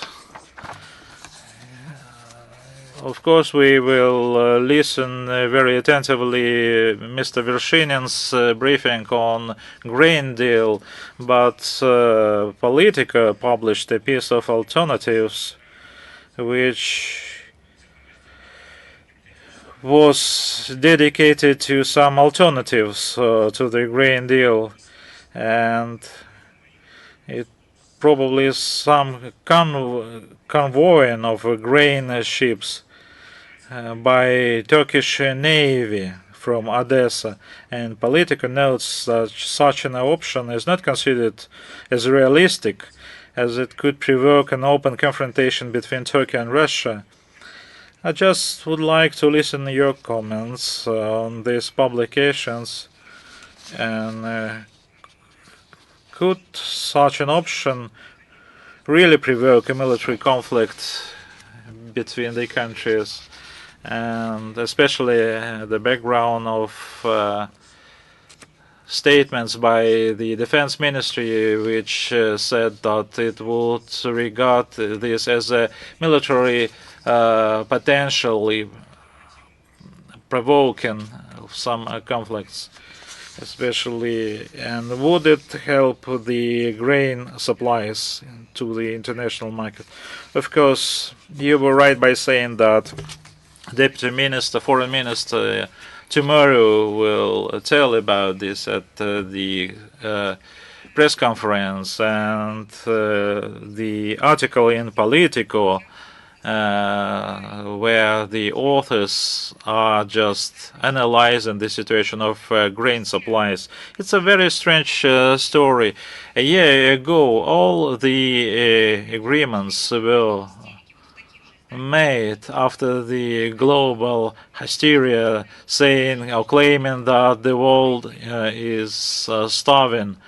And after this year, Politica and other mass media, have they noticed some shortcomings in these objectives? Probably they need to look into some evidence saying that now it's just a fraud, and without the objectives claimed, they were not implemented, and now it is used as a tool just to make this deal, which was intended as a commercial deal, or it's not a topic, or they are very shy to recognize that it was just a PR company. This is what you should start from. So the objectives claim this is a commercial project, this is an area of hostilities, and acts of terrorism are committed against our navies and citizens. And I understand that money is not stinky, and we have victims of the acts of terrorism committed by Ukrainians with the help of the Western countries, and now you are claiming something without realizing the real objectives and motivations. I am surprised. And the same mass media, Western mass media, regularly, and they are good in this, they investigate on many instances, and after the analysis of the 1 year grain deal, who lobbied this through mass media included, then you should analyze the alternative routes of grain supplies, asking who will benefit from that and who will pay for that, including in the mass media attacks. So the mass media attacked a year ago wasn't possible without some supports. So we have to look into these manipulations with the public opinion. This is the nutshell, in a nutshell, the roots of this problem. So, and the Western companies who are trying to benefit, to profit on that in double terms, on those fraudulent activities used by the government, they will continue to provide this fraudulent information to the public. And so they got so rich, and some countries lost their farmers and their agricultural markets. So this is what it's all about. So where supply and for what purposes? By the way, I would just add the Не нужно удобрение теперь для беднейших. ammonia pipeline, which was in the mine, and no one asking about this, and it provided fertilizers for 45 million persons. So no one is interested in the destiny of this pipeline. So they just lost interest in that. So this is the level. So these articles in Politica and other are just ordered by specific agents. So they just lay a way to beneficiaries of those who can profit on that, and a quite evident profit at the background of these bloody events. So just to continue their fraudulent activities, and they take part in that, and it's quite evident. Just to clarify another aspect, Turkish authorities said that the Russian delegation just left this coordination center. Yes, we said that it just completed its operation, and details how it was completed, I have the details, but nothing I would like to share with you. So it's concluded to some disgrace of its some of the participants. Hungarian Herald. Are you with us? Hungarian Herald.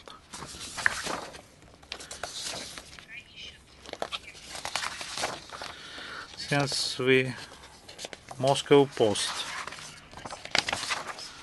Yes, we have 3 questions.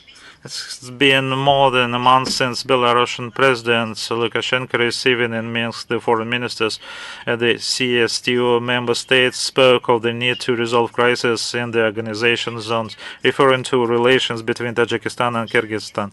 Russian Foreign Minister Sergei Lavrov spoke on the same topic, pointing to the attempts of the US and EU to penetrate into the region and squeeze Moscow, in particular to settle the situation around Nagorno-Karabakh in this own way. What is the current situation in these directions?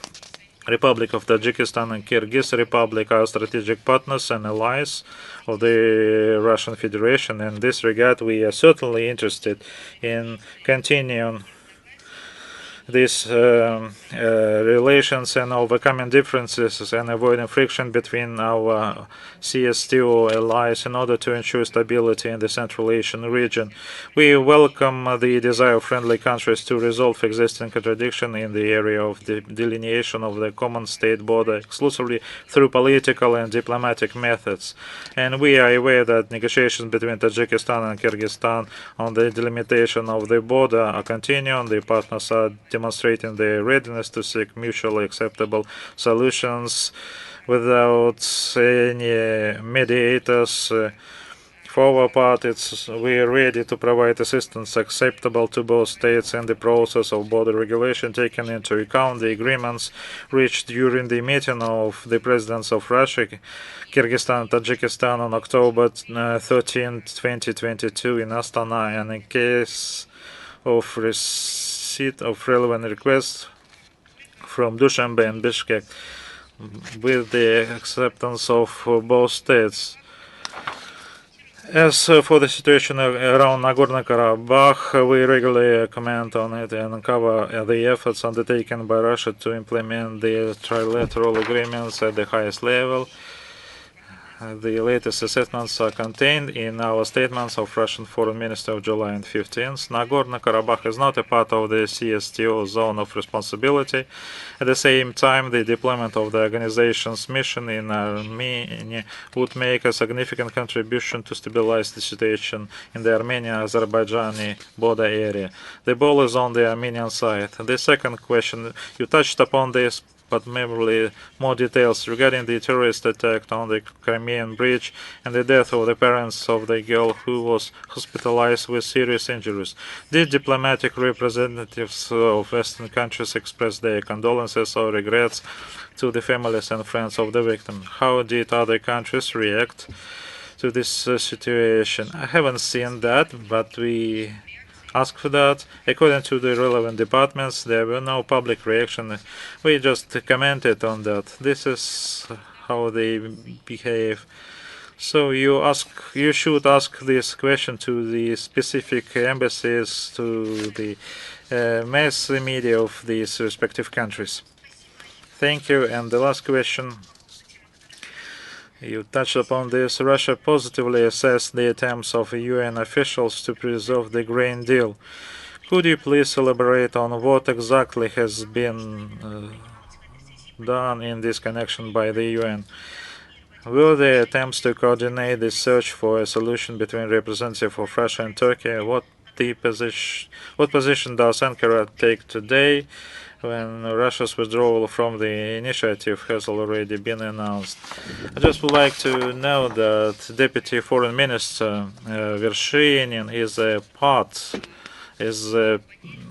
involved in negotiations, including the United Nations, and he will share his impression of his contacts with the United Nations on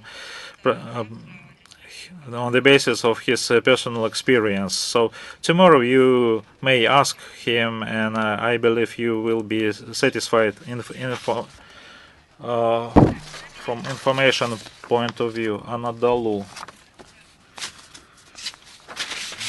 We have a question also about the grain deal. We will look forward to hearing what would be said tomorrow. But my question, have there been any consultations on any alternative plan for the export of Russian grain and fertilizers in the government or the Ministry of Foreign Affairs? And are there any discussions on alternatives to the Black Sea initiative with foreign partners? So all these questions, please keep it till tomorrow for tomorrow's briefing. It would be specifically dedicated to this topic. Thank you.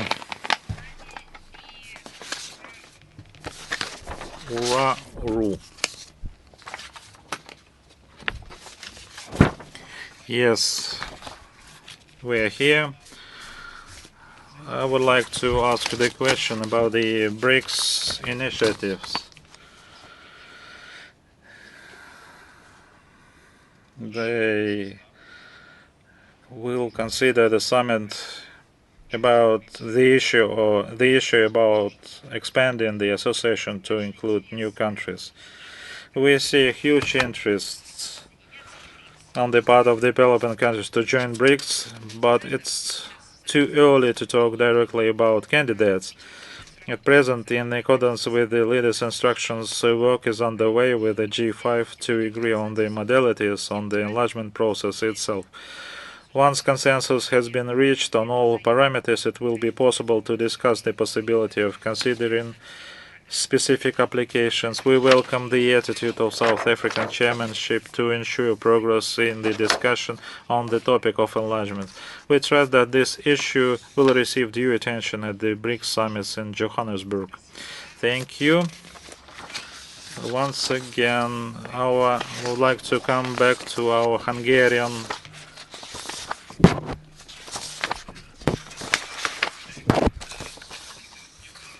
sources.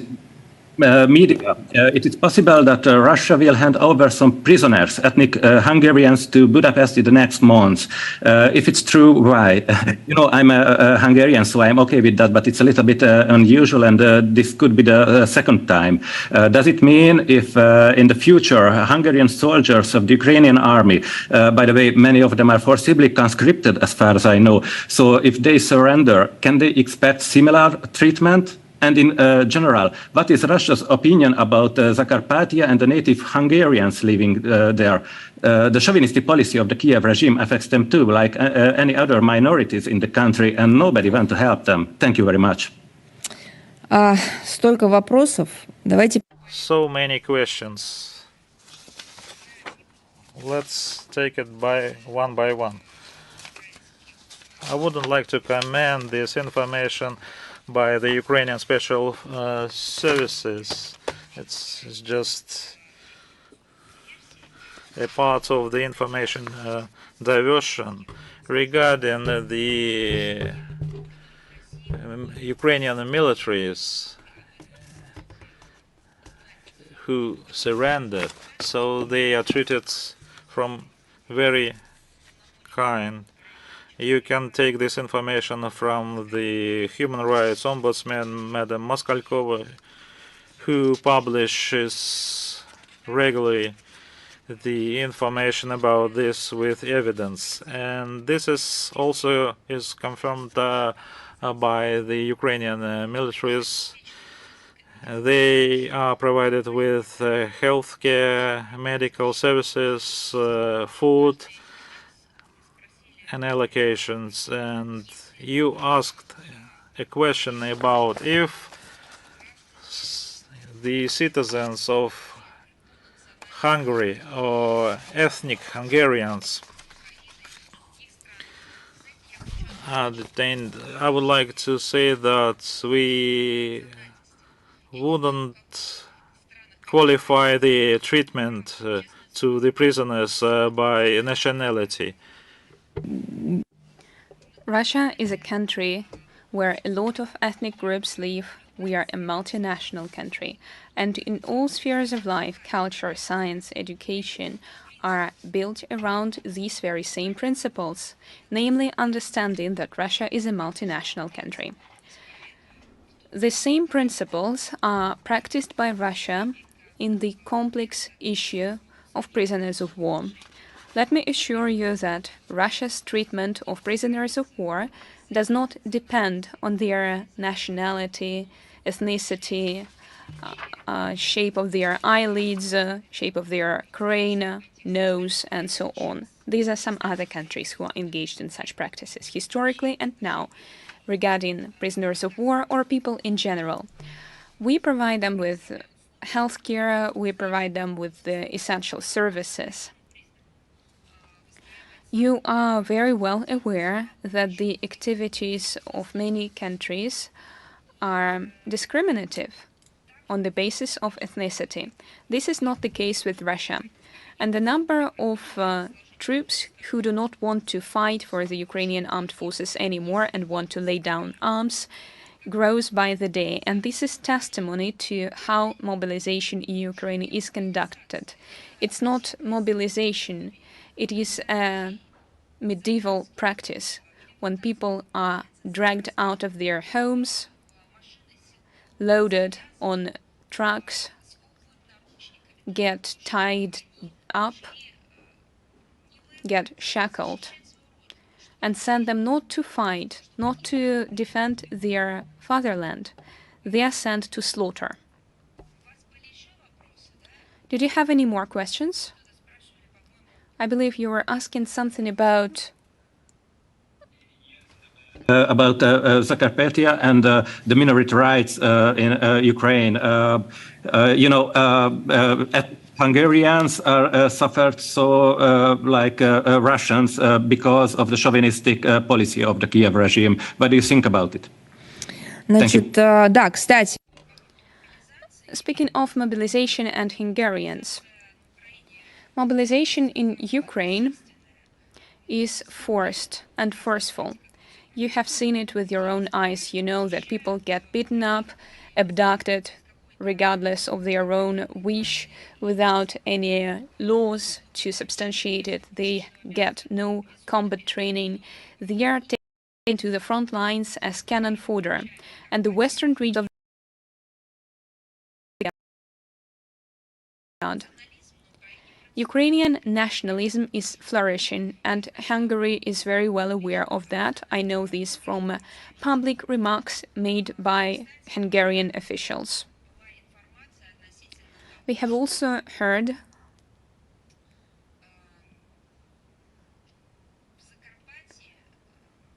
that in Transcarpathia, the construction of a plant next to a Hungarian settlement is going to be built. And it's not just some plant. It's a Rheinmetall Group plant. And we have heard media reports about that. We have read it. If these plans actually exist, if there are facts corroborating these ideas, it might be a global-scale provocation. And here it's not another testimony to the militarization of Ukraine by the West and pumping it full of weapons, which leads to further escalation. If this plant is built, it will become, just like other sites of the Ukrainian defense industry, a legitimate military target for the armed forces of the Russian Federation. Let me reiterate, if these plans are real, it is a provocation. There is no doubt about that. And provocations are a favorite tool of the Kiev regime and its Western handlers. If you have no more questions, we are going to move on. Do we have Radio Saga with us? We are here. Good afternoon. How would you comment on the situation in Kosovo and Metohija today? In your opinion, in the opinion of the Foreign Ministry, what is the goal of the Western curators of Pristina? Is there a way out of this situation? Maybe it makes sense to hold a referendum among the population.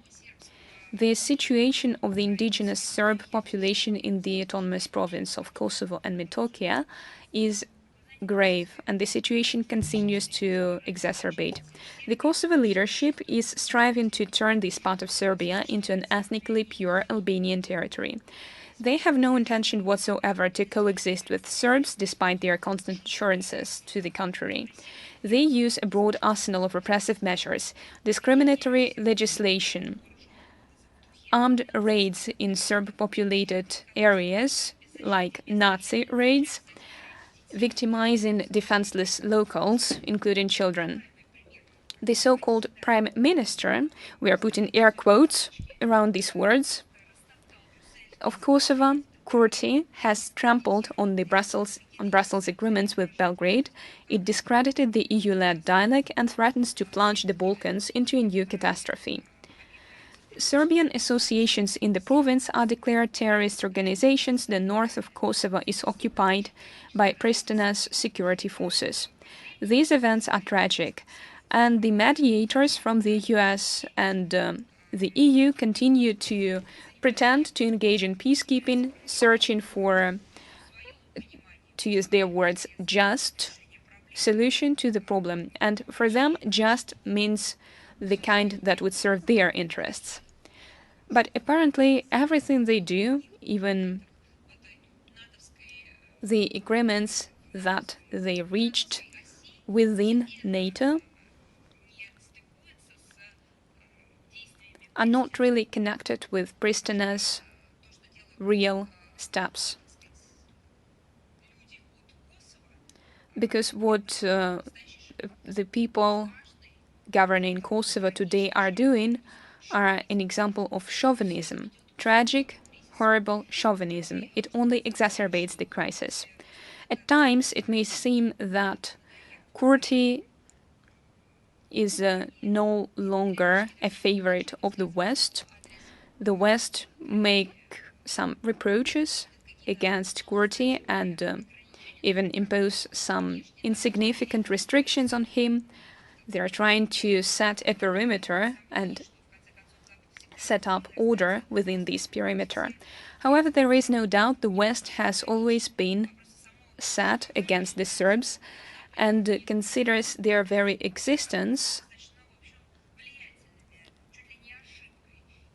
a mistake, and these are some high-ranking officials in the West who think so. It might also be a tactic. On one hand, they distance themselves from the Kosovo extremism, giving false hopes to Belgrade, sending them a false signal that the US and the EU want Serbia to do well.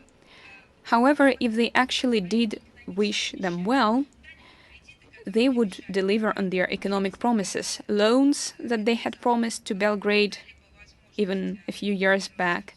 They would give them an opportunity to integrate into the EU economically. They have not delivered on any of their promises, and they are not going to.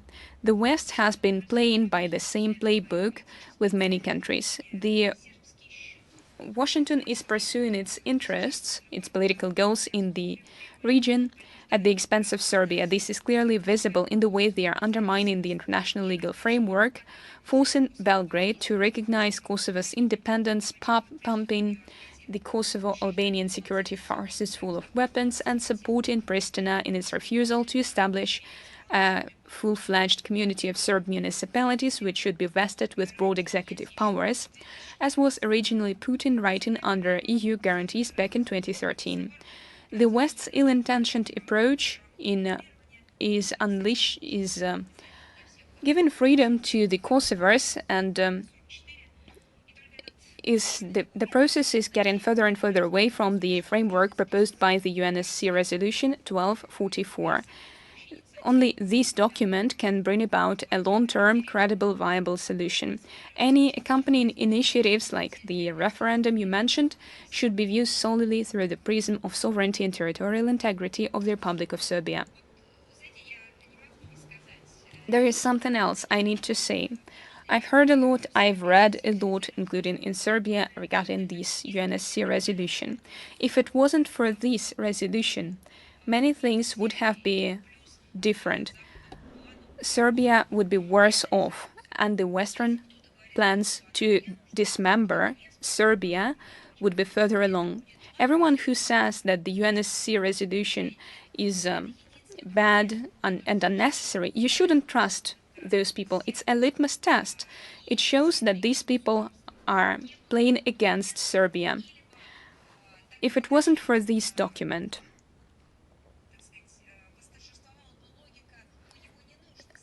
or if the logic that this document is no longer necessary prevailed, Belgrade's opinion would not have been taken into account long ago. It's about the need to getting back to the principles of this resolution that would enable us to preserve the existing principles. Verialk.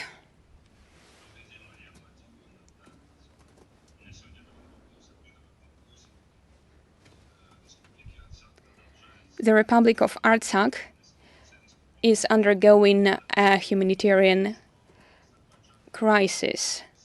The Republic is on the verge of starvation.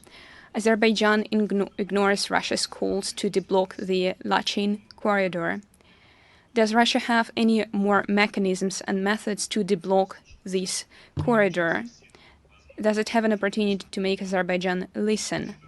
Is it possible to supply Artsakh using helicopters or airplanes?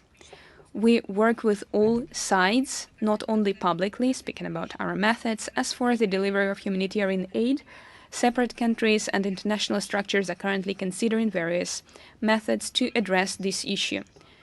Do you mean the proposal made by the Europeans?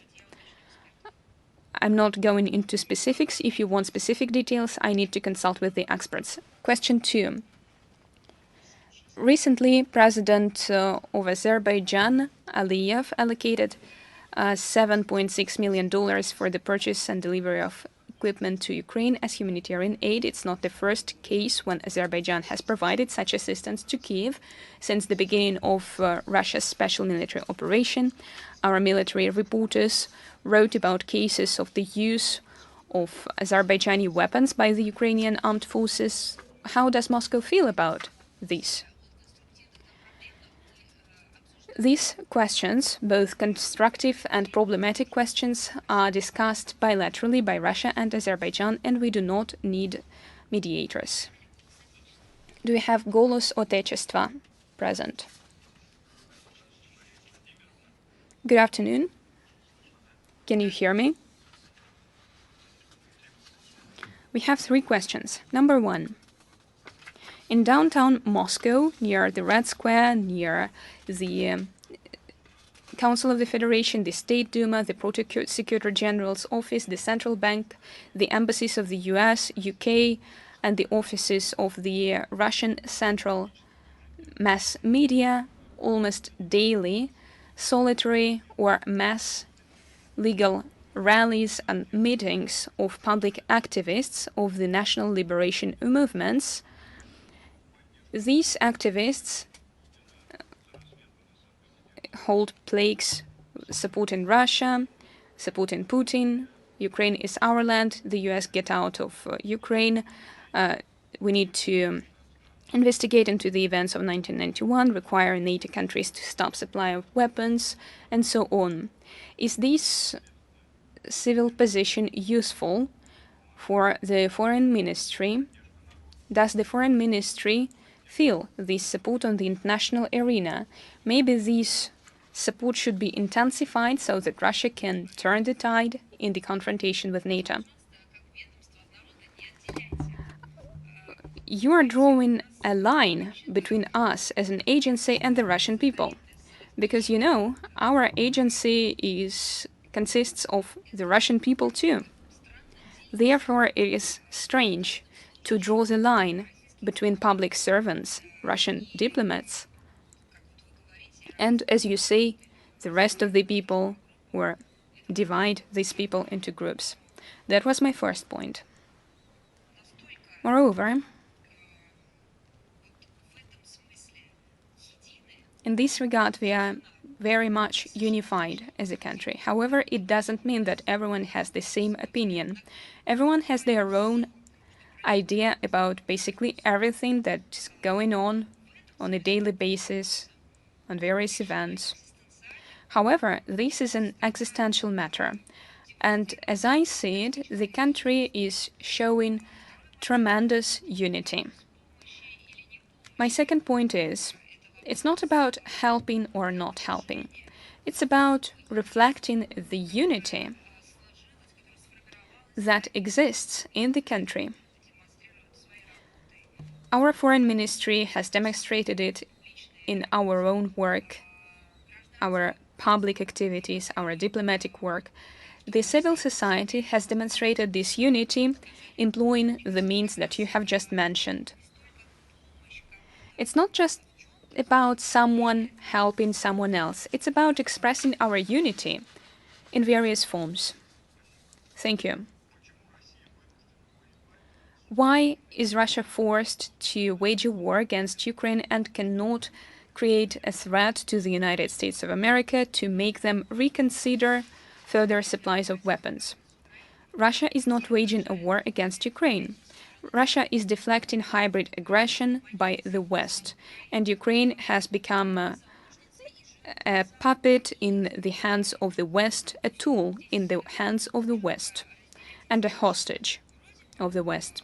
We need to be very clear about that. The manipulative narrative is obvious.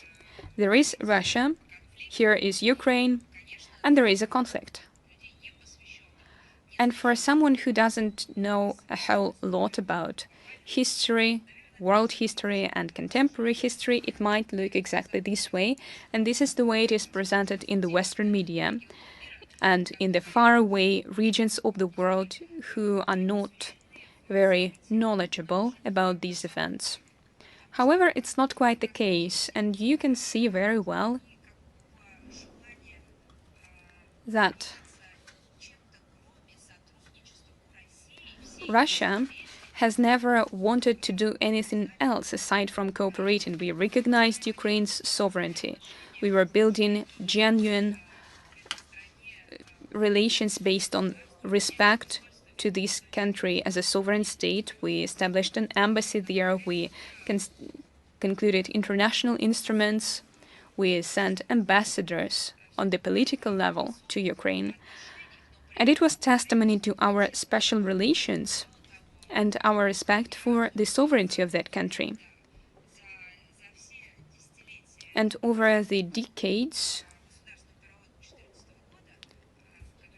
before the 2014 coup d'etat, which launched the destructive spiral of the destruction of statehood in Ukraine, never before had Russia asked any questions about who Crimea belongs to. Russia merely helped its compatriots on the basis of bilateral relations. It was developing humanitarian and economic ties with Ukraine. And the agreement on the Black Sea Navy being based there were of purely legal nature. They were also mutually beneficial, or even more beneficial to Ukraine than to us, because Ukraine profited from this agreement a lot. And I think you know as well as I do that we had no intention whatsoever to exacerbate any issues that we used to have and make them devolve into the conflict. However, this is where the West entered stage. They interfered with the sovereign process of Ukraine. It was illegal at first, then it was legalized. The state and public authorities of Ukraine were full of spies from the US and NATO countries. Foreigners started to occupy government posts. The people who had passports and residence permits from other countries that were living off grants from other countries. They started the process of destruction of Ukrainian statehood, putting it under the control of the West, and then they started the process of puppet government installation. This is when, at the initiative of the United States, the link that we used to have with Ukraine as part of the Soviet Union, before that and afterwards, started to get destroyed. And then Ukraine started turning into a testing ground or becoming another NATO base with aggressive policy against our country. All proposals have been made in order to discuss this issue with all the absurdity regarding the NATO expansion eastward. But all proposals by our country have been made and rejected by the West. And in this context of the growing nationalism, which didn't appear 10 years ago, but it has a long history of developing, growing, and expansion. Then the statehood collapsed, and everything led to the direct tensions between Russia and NATO. Just in 2021, when the UK Navy directly violated the state border of Russia with and other effects of dangerous closing of NATO warships and airplanes towards our country. So what other acts of NATO led by Washington, other countries, in order to instigate this conflict in Ukraine? Let's add up some economic sanctions which were imposed long before 2022, which were intended to suffocate our country.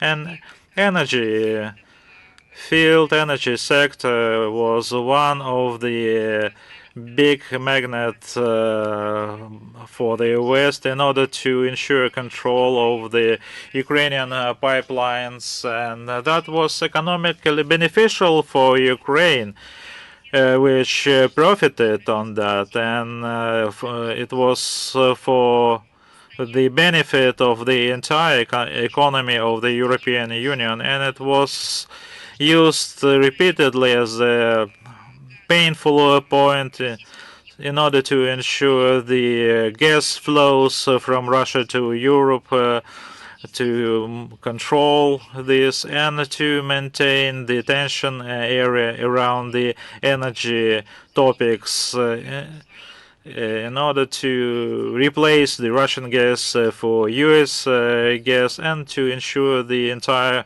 control of the situation.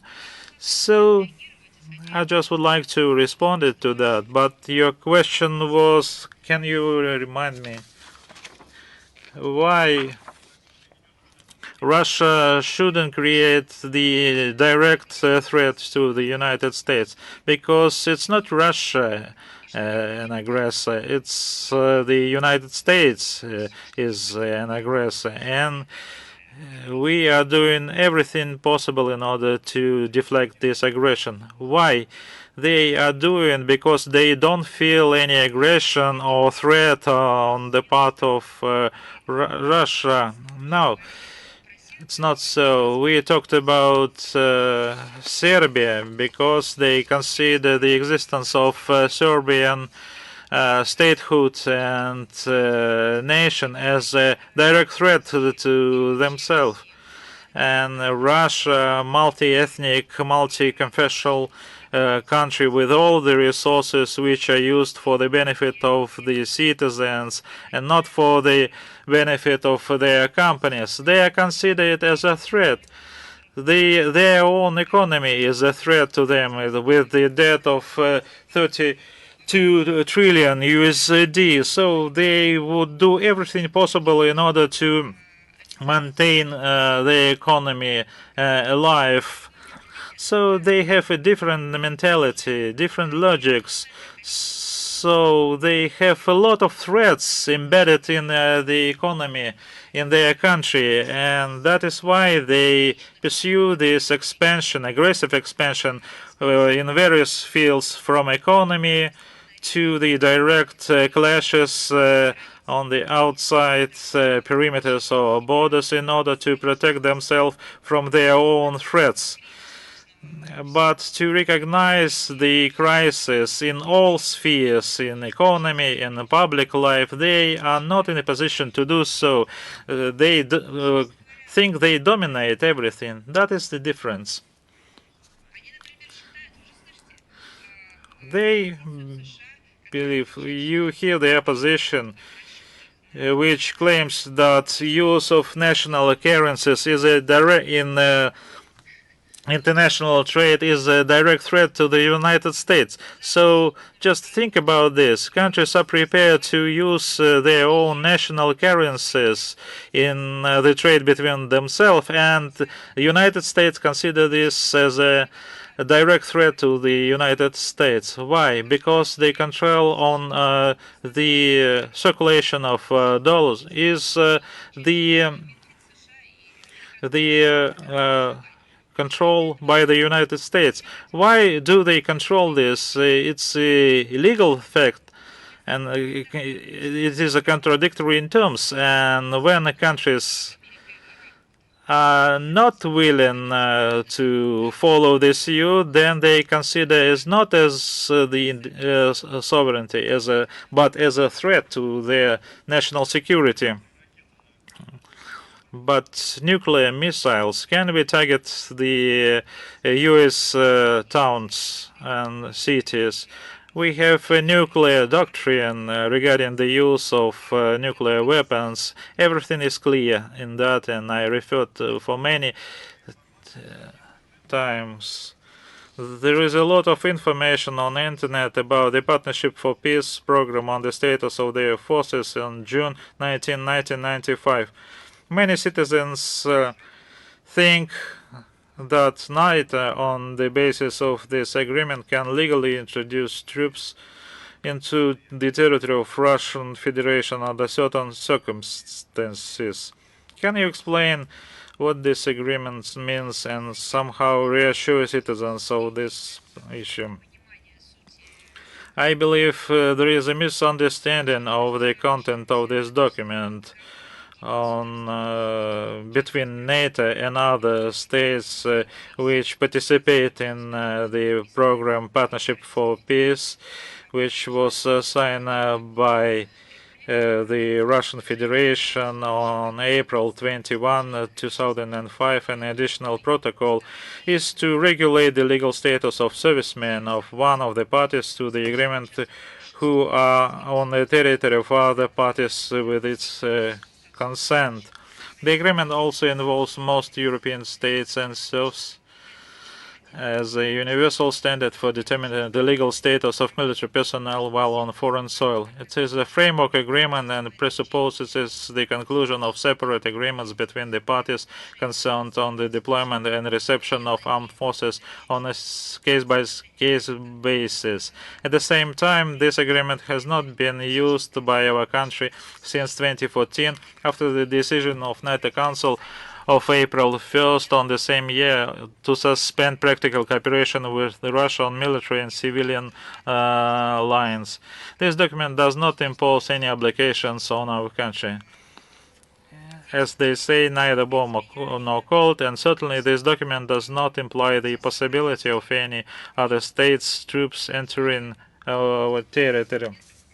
I believe the expedience of using this document is well substantiated. It is substantiated in the part. Why do we have this document if it's not working? But regarding your concerns,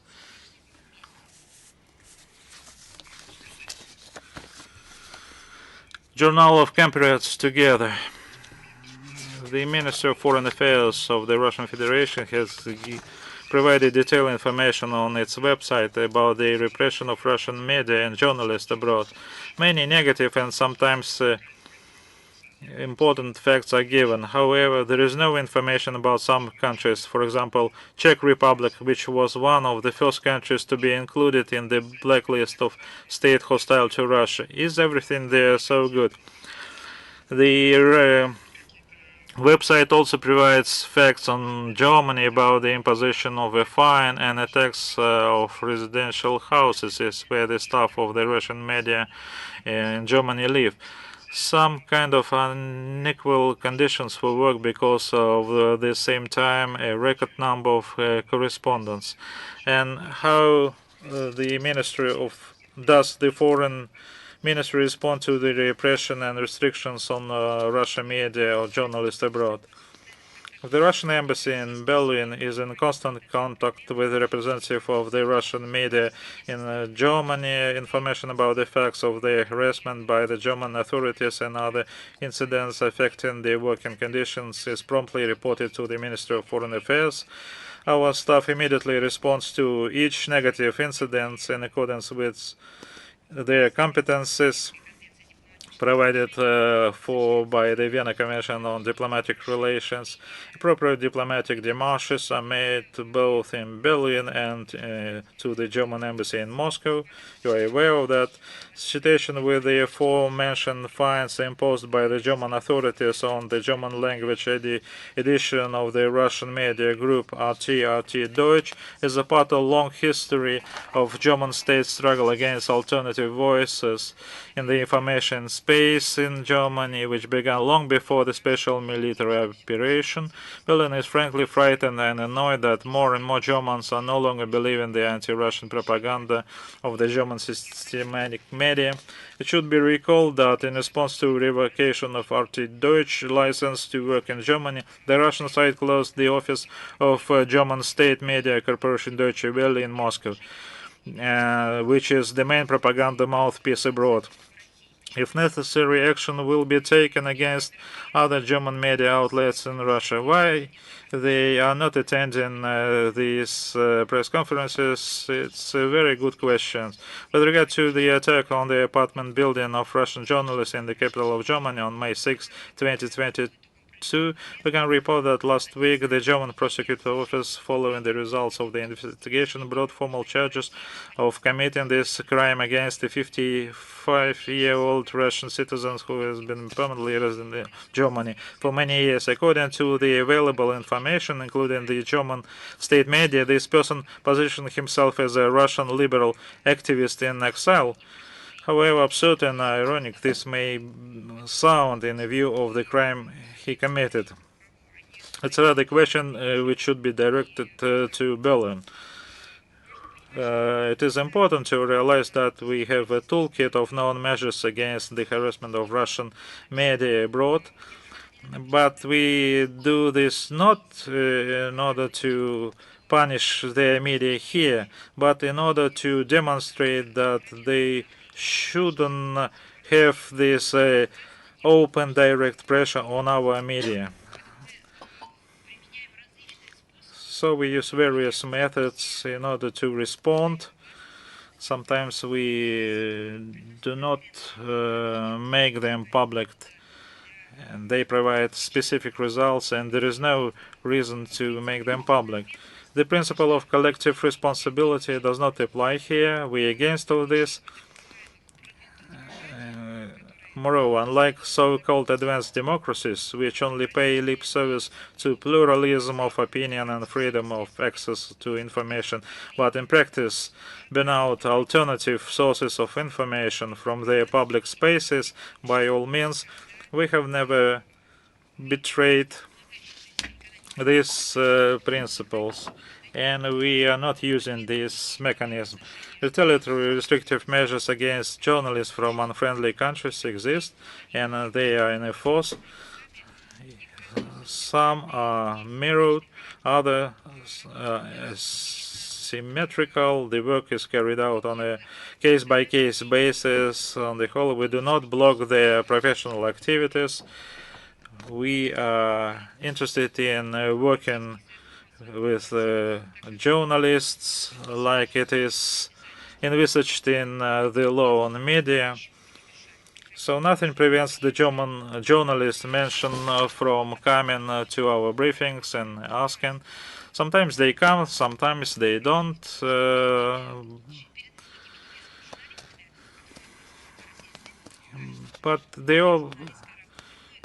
But some journalists have other tasks to do in Russia.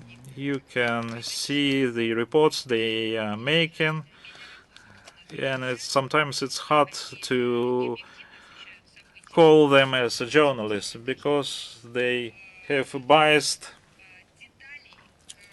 presentation of information in order to achieve results needed. If there are no further questions, I would like to say goodbye. Till next time, wish you all the best and see you.